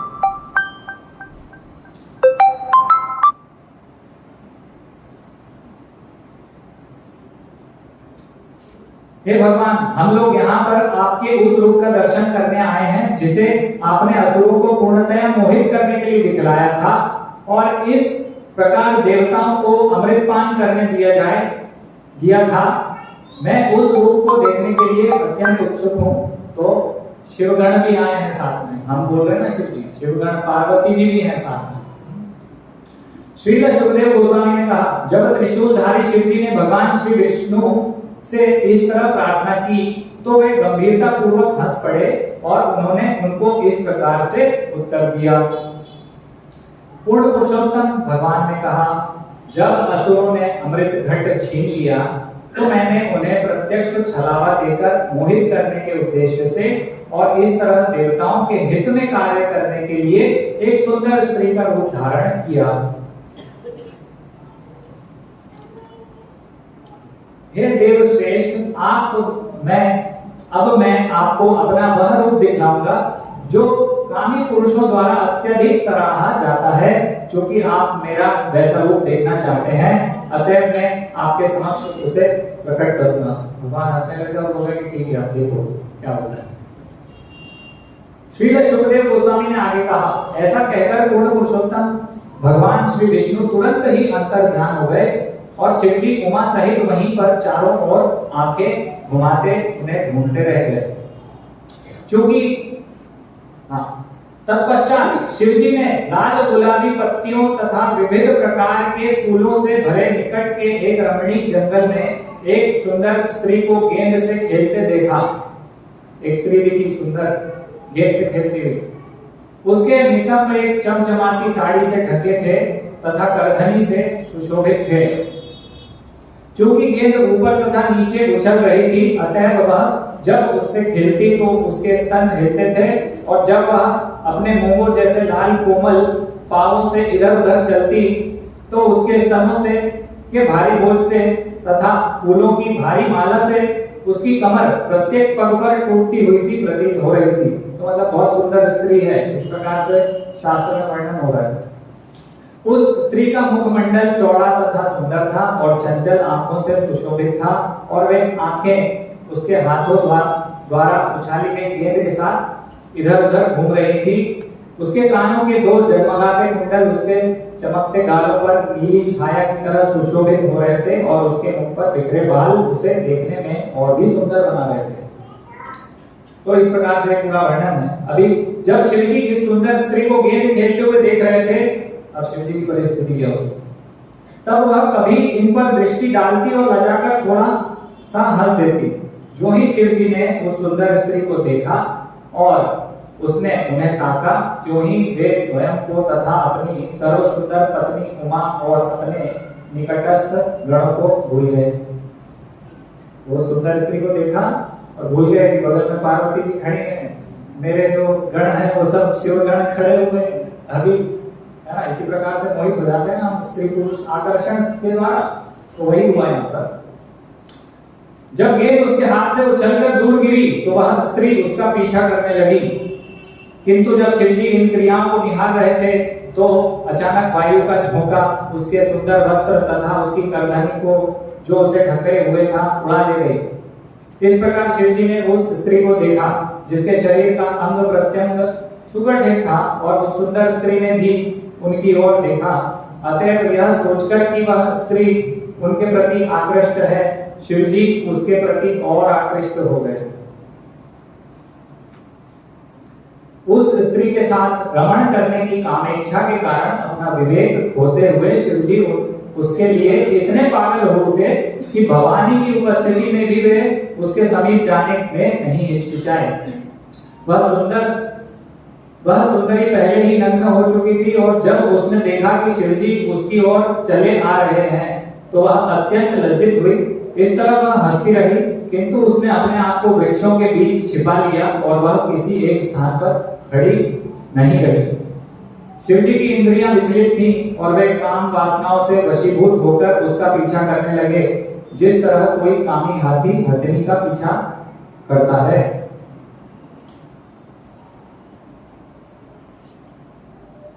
तेजी से उसका पीछा करते हुए शिवजी ने उसके बालों का जूड़ा पकड़ लिया और उसे अपने पास खींच लिया। फिर उसके ना चाहने पर भी उन्होंने अपनी बाहों में भरकर उसका आलिंगन कर लिया। ये भगवान है ना, सुंदर स्त्री नजर आ रही है, वो भगवान है कृष्ण जी।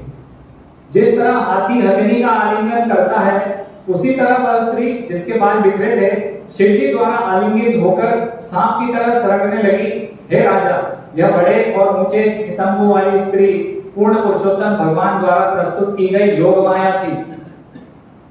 कौन थी? भगवान की शक्ति योग माया थी, है ना। आगे हम वर्णन पढ़ेंगे कि शिव जी महामाया से प्रभावित नहीं होते, दुर्गा जी से प्रभावित नहीं हो सकते, इसलिए यहाँ पर योग माया भगवान की दूसरी जो भगवान की उच्च कोटि की शक्ति है वो ये सब करवा रही है। उसने किसी तरह से शिव जी के आलिंगन से अपने आप को छुड़ाया और भाग गई। जो आश्चर्यजनक कार्य करने वाले हैं और जिन्होंने मोहिनी रूप धारण कर रखा था, ऐसे शिव जी भगवान श्री विष्णु का पीछा करने लगे। शिव जी भगवान विष्णु का पीछा कर रहे थे, स्त्री का नहीं। मानो वे काम वासना रूपी शत्रु द्वारा सताए गए हों। जिस प्रकार गर्भ धारण करने के लिए योग्य हुई हथिनी का पीछा मनांत हाथी करता है, उसी तरह शिव जी उस सुंदर स्त्री का पीछा कर रहे थे और उनका वीर्य स्खलित हो गया। यद्यपि स्खलित हुआ उनका वीर्य व्यर्थ नहीं जाता। तो शिव जी साधारण मनुष्य नहीं है। हे राजन, पृथ्वी पर जहां जहां महापुरुष शिव जी का वीर्य गिरा, बाद में वहीं वहीं सोने तथा चांदी की खानें प्रकट हो गई। शिव जी मोहिनी का पीछा करते हुए नदियों तथा झीलों के किनारे, पर्वतों, जंगलों, उद्यानों के पास जहां तहां ऋषि मुनि रह रहे थे गए। तो मोहिनी मूर्ति का जो पीछा कर रहे थे, तो मोहिनी मूर्ति सब जगह घूम रही है ना? और शिव जी पीछे पीछे दौड़े जा रहे। तो ऋषि मुनि जो शिव जी के भक्त हैं, वो ध्यान लगाए हुए बैठे और देख रहे हैं, वो स्त्री जा रही है बिना वस्त्र के और पीछे पीछे शिव जी दौड़ रहे हैं। और हमारे आराध्य इस प्रकार से दौड़ रहे हैं। हे राजश्रेष्ठ महाराज परीक्षित, जब शिव जी का वीर्य पूर्णतः स्खलित हो गया, तब वे देख सके कि वे किस प्रकार पूर्ण पुरुषोत्तम भगवान द्वारा उत्पन्न माया के द्वारा वशीभूत हो गए। इस तरह उन्होंने अपने आप को माया द्वारा और अधिक वशीभूत होने से रोका। इस प्रकार शिव जी को अपनी स्थिति तथा असीम शक्तिमान पूर्ण पुरुषोत्तम भगवान की स्थिति का बोध हो गया। शिव जी को बोध हो गया, पता नहीं हमें हो रहा है कि नहीं। अभी शिव जी का और भगवान का जो स्थान है ना, स्थिति है, कहाँ शिव जी स्थित है और कहाँ भगवान श्री कृष्ण स्थित है। तो ये कथा से यही सब हमें जानना है ना। बाद में हालांकि शिव जी बता रहे हैं कि देखा भगवान ऐसे हैं, भगवान इतने शक्तिशाली, इस प्रकार से वो पार्वती जी को बाद में बताते हैं। तो इस कथा से भगवान विष्णु की, है ना, और अंततोगत्वा भगवान श्री कृष्ण की महानता का, स्थिति का हमें पता चल रहा है कि शिव जी की क्या स्थिति है ना। भगवान श्री कृष्ण की स्थिति क्या है? भगवान श्री कृष्ण किसी को भी अपनी शक्तियों के द्वारा मोहित कर सकते हैं, क्योंकि सर्वशक्तिमान है ना। बाणासुर की जो कथा है श्रीमद् भागवतम में, तो बाणासुर की कथा में भी हम देख रहे हैं कि शिव जी उस समय भी मोहित हो गए, भगवान श्री कृष्ण से युद्ध के लिए तैयार हो गए। तो वहां भी भूल गए थे, लेकिन वहां भी स्थापित हुआ कि भगवान श्री कृष्ण पूर्ण पुरुषोत्तम, सर्वश्रेष्ठ, परम पुरुष है। तो भगवान श्री कृष्ण कोई निराकार वस्तु नहीं है, ब्रह्म ज्योति नहीं। भगवान श्री कृष्ण पुरुष है और जो परम सत्य है वो पुरुष है। जैसे कि अर्जुन बता रहे हैं, अर्जुन भगवद गीता में तो भगवान सब उनको भगवद गीता बता रहे हैं, तो अर्जुन ये स्वीकार कर रहे हैं। भगवान को स्वीकार कर रहे हैं, वो पुरुष है ना, कोई निराकार, निर्विशेष, निरूपम, अरूपम, ये सब नहीं है, पुरुष है, एक व्यक्ति है भगवान जो परम सत्य है। ओम तत्सत, है ना। तो ये उपनिषदों में से आ रहा है। तो ये जो परम सत्य है, जो पूर्ण पुरुषोत्तम भगवान है, वो एक पुरुष है ना। उससे हम आदान प्रदान कर सकते हैं, है ना। एक व्यक्ति से जैसे हम आदान प्रदान कर सकते हैं, तो ज्यादा खोजबीन करने की जरूरत नहीं है। भगवान ने सब सरलता से यहाँ पर इस श्लोक में भगवान यही स्थापित कर रहे हैं कि मुझसे बढ़कर कोई नहीं है, मतलब परतरम नान्यः किंचित् अस्ति धनंजय मयि सर्वमिदं भूतं। मैं दिख नहीं रहा हूँ तुम्हें, लेकिन हर चीज के पीछे मैंने संभाल के रखा है अनंत कोटि विश्व ब्रह्मांड। मैं इसका सृष्टि, स्थिति, प्रलय, सबका कारण कौन है? भगवान श्री कृष्ण है। और जब विराट को भगवान दिखा रहे थे तो सारे देवी देवता भी वहां दिख रहे थे, सब दिख रहा था उसी में। तो भगवान के अंदर ये सब है, भगवान से ही, भगवान श्री कृष्ण से ही उनकी उत्पत्ति हुई है सारे देवी देवता। और विष्णु जी के स्रोत भगवान श्री कृष्ण है। ये सब शास्त्र से हमें पता चल रहा है। और अर्जुन भगवद गीता बता रहे परम ब्रह्म परम धाम पवित्रम परमं भवान पुरुषम शाश्वतम दिव्यम आदि देवम अजम विभुम। पुरुष है भगवान, है ना? और वही केवल एकमात्र पुरुष भगवान। हम सोचते हैं हम पुरुष हैं, पुरुष का शरीर है, पुरुष है नियमता, पूरा कंट्रोल होना चाहिए, लेकिन हमारा कंट्रोल थोड़ा बहुत, ज्यादा कुछ नहीं। तो पुरुष है। और फिर ये बता रहे आहुस्वाम ऋषयः सर्वे देवर्षि नारदस्तथा असितो देवलो व्यासः स्वयं चैव ब्रवीषि में। मतलब कि ये मैं ही नहीं बोल रहा हूँ, अर्जुन बोल रहे हैं मैं ही नहीं बोल रहा हूँ, ये असित देवल व्यासदेव जी लिखते हैं भगवद गीता में श्री भगवान वाच, यानी कि स्वयं भगवान बोल रहे हैं। कहीं का कोई निराकार ब्रह्म नहीं बोल रहा है, कोई और नहीं बोल रहा है, कबीर नहीं बोल रहे हैं कहीं से अंदर घुस के उनके, स्वयं भगवान श्री कृष्ण पुरुष पूर्ण पुरुषोत्तम भगवान बोल रहे हैं। तो ये व्यासदेव जी बोल रहे हैं। तो यही बता रहे हैं अर्जुन कि भाई चलो ठीक है, आप सोच सकते हो कि मैं चाटुकारिता के लिए बोल रहा हूँ क्योंकि मेरे मित्र है, रिश्तेदार है, लेकिन यही चीज कौन कौन बोल रहा है? असित देवल नारद व्यास स्वयं चैव ब्रवीषि में, है ना? तो वो बता रहे हैं, उसका प्रमाण करें, ये सब लोग भी यही बोल रहे हैं इस प्रकार से। तो सब चीज का आधार कौन है? सब कारण कौन है? ईश्वर परमः कृष्ण। क्या श्लोक है? सभी बोलिए मेरे साथ में, सबको याद हो गया होगा अब तक, तो कितनी बार तो सुन चुके हैं। ईश्वर परमः कृष्ण सच्चिदानंद विग्रह अनादिरादिर गोविंद सर्व कारण कारण। सबको बताइए ये श्लोक। ईश्वर कौन है? परमेश्वर कृष्ण कैसे है? सत्य चित्त आनंद है, सनातन है, पूर्ण ज्ञान में है, चित्त आनंद, पूर्ण आनंद में, हमेशा आनंद में, है ना? जैसा कि हम चर्चा कर रहे थे, तो टेंशन हुआ कृष्ण कृष्ण, लेकिन कृष्ण को टेंशन नहीं हुआ। ये बोले हाँ क्या प्रॉब्लम है बताओ, मैं सॉल्व करता हूँ। आनंद में है, टेंशन की बात ही नहीं उनके लिए। जब गोवर्धन उठा रहे तो ऐसा नहीं है कि वो हरक्यूलिस कोई बहुत पावरफुल आदमी था, तो उसका फोटो हमेशा बताते हैं कि बहुत मुश्किल से वो उठा रहे थे, है ना? वो उठाने वाले पहलवान हो गए, कंपटीशन होता तो बहुत मुश्किल से उठा। कृष्ण मुश्किल से नहीं उठा रहे, कृष्ण तो ऐसे उठा रहे हैं उसको, गोवर्धन पर्वत को, है ना? पहले गोवर्धन पर्वत बहुत बड़ा हुआ करता था, अभी तो ऋषि के श्राप से, पुलस्त ऋषि शायद है, उनके श्राप से छोटा हो गया। तो बहुत आसानी से उठा है क्योंकि भगवान है, उन्हीं ने तो बनाया हुआ है सब। जो भी जितने भी रूल्स बने हुए हैं ना, जो साइंटिस्ट डिस्कवरी करते हैं, जितने भी नियम बने हुए, लॉ को क्या बोलते हैं? नियम ही बोलते हैं। तो नियम, फॉर्मूला निकालो, इसका फॉर्मूला, उसका फॉर्मूला, ये हमने डिस्कवर कर लिया। डिस्कवर क्या किया मतलब आपने खोज क्या करी? वो तो पहले से ही था, आपको बस अब पता लगा। भगवान ने पहले से ही वो नियम बना के रखे, भगवान श्री कृष्ण ने सब नियम बना के रखे, है ना? हम नियम के अनुसार ही तो सब चीज देखते हैं, कैलेंडर देखते हैं तो 365 दिन में एक साल होगा, तो हमने बनाया कैलेंडर, लेकिन वो 365 दिन का नियम है वो भगवान श्री कृष्ण ने बनाया सृष्टि करते हुए, है ना? जितने भी फॉर्मूले हम देखेंगे मैथ्स के, ये सब फिजिक्स के, केमिस्ट्री के, ये सब भगवान श्री कृष्ण ने डिजाइन किए हैं। थोड़ा बहुत हम कुछ जान लेते हैं और हम भगवान को ही बोलते हैं कि भगवान नहीं है, इस प्रकार से बोलने लग जाते हैं। अंदर मतलब ये विश्वास नहीं होता कि भगवान है कि नहीं, थोड़ा सा कुछ जान लेते हैं, लेकिन भगवान ने इतना कुछ बनाया है, अनंत कोटि विश्व ब्रह्मांड आध्यात्मिक लोग, हम जान नहीं पा रहे कहाँ क्या क्या है।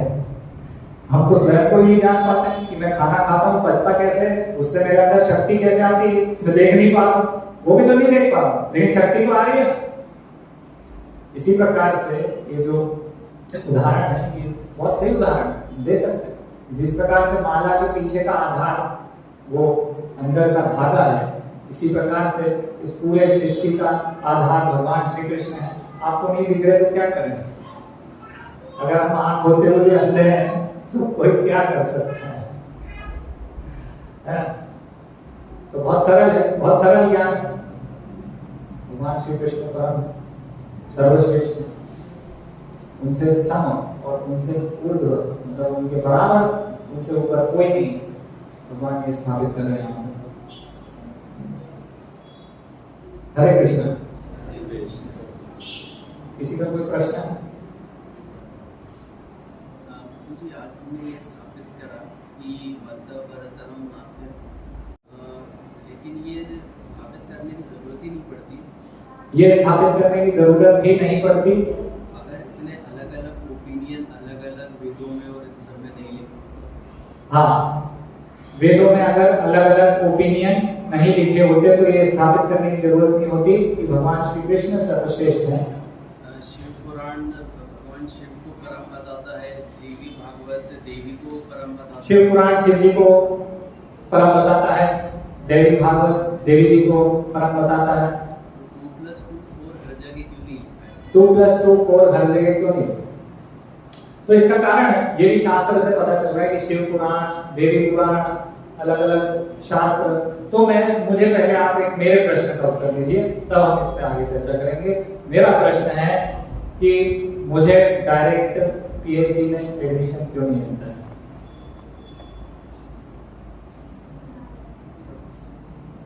एक स्टेप वाइज हर जगह जाना पड़ेगा। स्टेप वाइज जाना पड़ेगा। पहली कक्षा पहले एबीसीडी को सीखो, फिर उससे शब्द बनाना सीखो, फिर वो शब्द से लंबी लाइन बनाना सीखो, फिर तब जाके आगे धीरे धीरे आप समझ पाओ। तो सभी इस भौतिक जगत में फंसे हुए हैं, सबके ऊपर इस भौतिक जगत का माया के द्वारा एक आवरण है।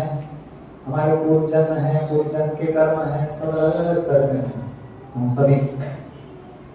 तो सबकी स्थिति एक जैसी नहीं है। क्लास में बच्चे होते हैं 100 बच्चे,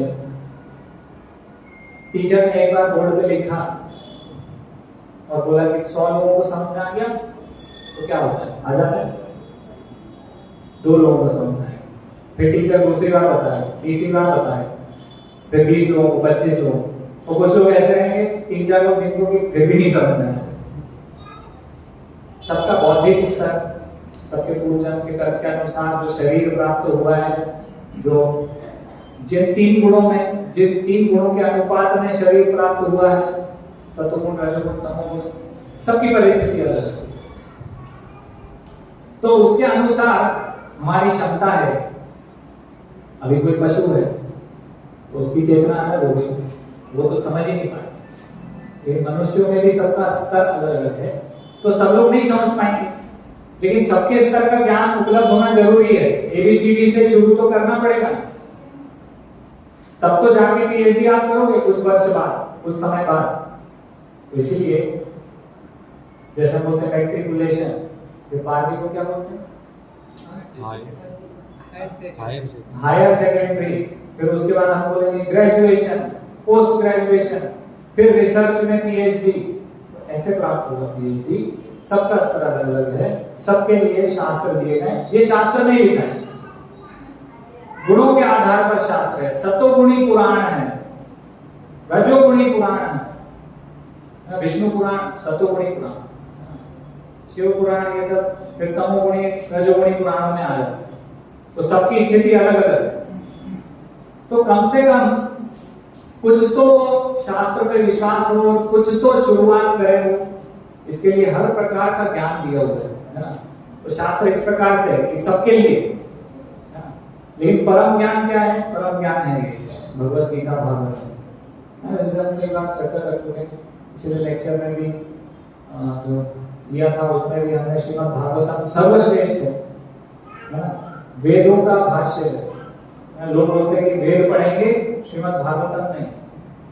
वेद सर्वश्रेष्ठ। श्रीमद् भागवतम तो जिनको ज्यादा समझ में नहीं आता उनके लिए, लेकिन हमने उस लेक्चर में स्थापित किया था, YouTube पे भी अवेलेबल है, आप सुन सकते हैं फिर से, 1 घंटा भी यहाँ रिपीट नहीं किया जा सकता है। तो उसमें हमने श्रीमद् भागवतम को सर्वश्रेष्ठ बताया, उसके कारण शास्त्र से ही बताया सब।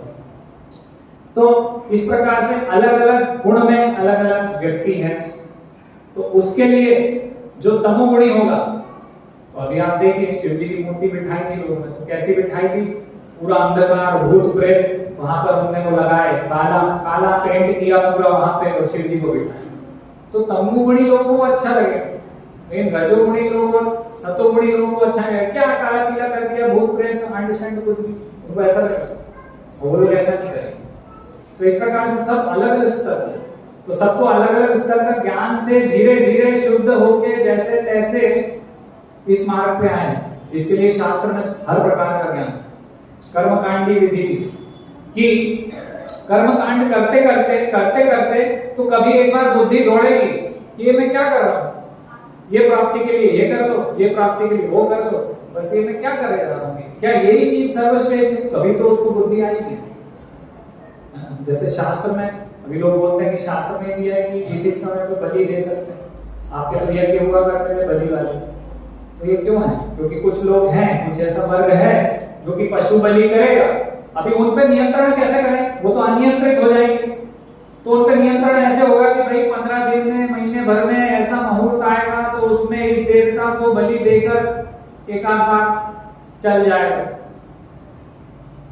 तो उनका शुद्धिकरण होगा। उस समय भी उनका जब वध किया जाता था तो वध करते समय भी मंत्र ऐसे बोलते थे कि अभी मैं तुम्हें मार रहा हूं, अगले जन्म में तुम मुझे मारोगे, जिसका अर्थ ये होता है। तो कभी तो मारते मारते उसको मारते मारते तो कभी तो बुद्धि दौड़ेगी, अरे ये क्या कर रहा हूं, ये मुझे अगले जन्म में मारेगा, ऐसा क्यों, इससे अच्छा नहीं करोगे, तो उनका शुद्धिकरण होगा। तो शास्त्र में सबके लिए, लेकिन ये एक कंप्लीट पूर्ण नॉलेज है श्रीमद् भागवतम भगवद गीता।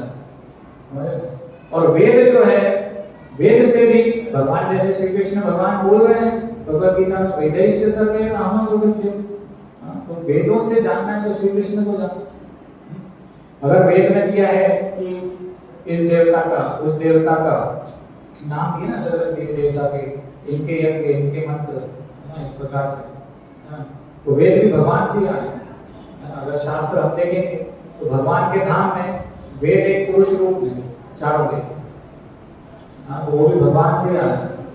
तो ये सब भगवान से उत्पत्ति हो रही है, वेदों का ज्ञान भी भगवान से आया, देवी देवता भी भगवान से आए हैं, और भगवद गीता में भगवान ये बता रहे हैं, और शास्त्र में भी यही, जैसे कि आपका नाम नारायण है, तो नारायण के नाम से यज्ञ करना चाहिए, इसी प्रकार से, मतलब ऐसे मैं एक उदाहरण ले रहा हूँ, मतलब देवी देवता इंद्र देव, तो इंद्र के नाम से यज्ञ करना चाहिए, ये करना चाहिए।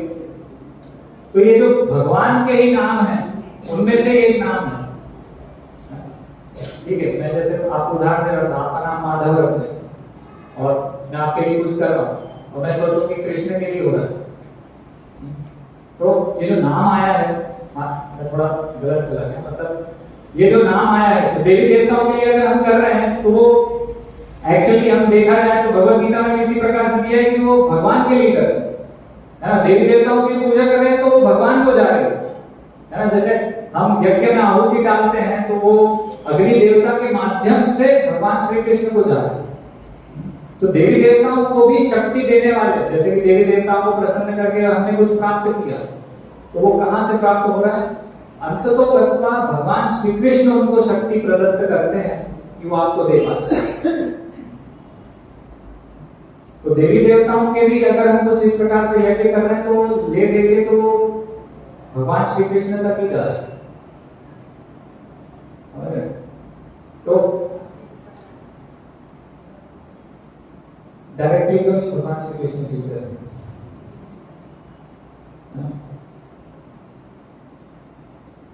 तो इस प्रकार से सभी के लिए ज्ञान है, प्रथम स्तर का, 5वीं कक्षा का, 10वीं कक्षा का, 12वीं कक्षा का, सबके लिए धीरे धीरे शुद्ध होते जाएं और फिर शुद्ध भक्ति को प्राप्त हो। अहेतु की भक्ति करें हम भगवान की, बिना हेतु के, बिना पूजा नाम प्रतिष्ठा के, हम भगवान के शरणागत हो। तो इन सब का उद्देश्य धीरे धीरे हम शुद्ध हो।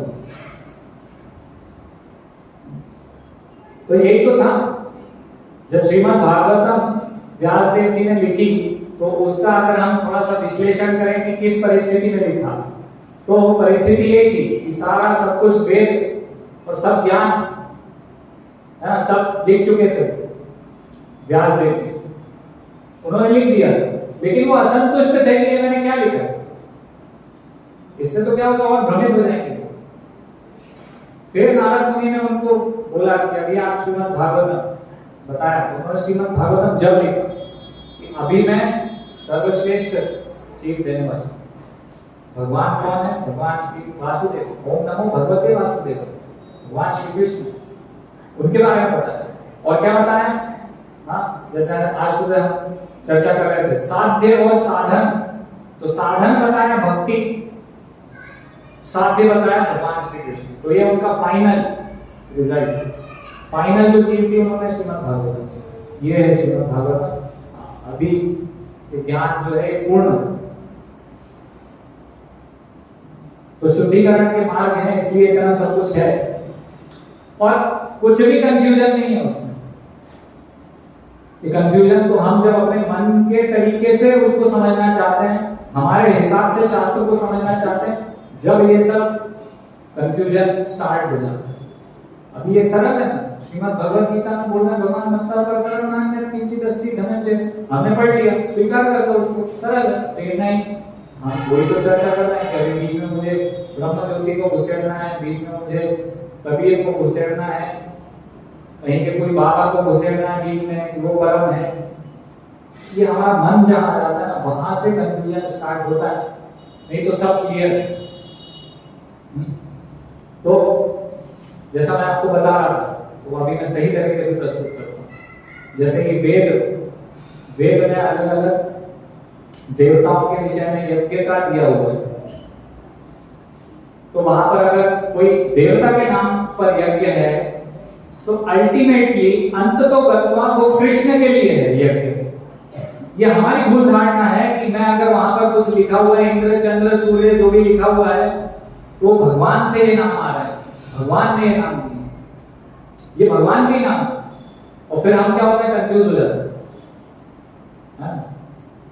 तो हम सोचेंगे कि यहाँ पे लिखा है तो ये देवता, लेकिन ये भगवान विष्णु सहस्त्र नाम, तो भगवान के वैसे नाम देखा जाए तो अनगिनत, सब कुछ तो नाम भगवान से आता है, जितने भी नाम हैं। तो देखा जाए तो उसमें जो नाम है वो भगवान श्री कृष्ण का ही दिया हुआ है वेदों में। लेकिन अभी हम उसको देखेंगे कि नहीं, यहाँ पे ये देवता का दिया है, इस देवता के लिए करो, तो हमारा जो मन है उसको ले आए। वास्तविकता तो यह है कि वो भगवान के लिए ही वहां पर दिया है सारा यज्ञ, भगवान श्री कृष्ण के। समझ? तो इसी प्रकार से जैसे मैं आपको बोल रहा था कि माधव आपका नाम रख दिया, तो एक देवता है तो उसका कुछ नाम रख दिया भगवान के नाम से। तो अभी मैंने सोचा कि इसके लिए कर रहा हूं, लेकिन वो नाम भगवान का है और भगवान को संबोधित हो रहा है, भगवान के लिए वो यज्ञ होना चाहिए। वेद ये बता रहा है भगवान श्री कृष्ण के लिए होना चाहिए, लेकिन अभी मैं सोच रहा हूँ कि नहीं, ये तो माधव कोई और है देवता, उसके लिए करना चाहिए। तो ये मेरा मन जहां आ जाएगा, स्वयं को जहां मैं संतुष्ट करना चाहूंगा, स्वयं को मैं ईश्वर जहां समझने लग जाऊंगा, खुद को अपने आप को बहुत जहां समझदार समझने लग जाऊंगा, वहां पर भ्रमित हो जाऊंगा। क्योंकि बड़े बड़े देवी देवता भी भ्रमित हैं, इस परम सत्य को नहीं जान पा रहे हैं, जो हम बहुत सरलता से यहाँ पर चर्चा करके जान रहे हैं कि पूर्ण पुरुषोत्तम भगवान श्री कृष्ण है, सर्वश्रेष्ठ है, उनसे बढ़ के कोई भी नहीं।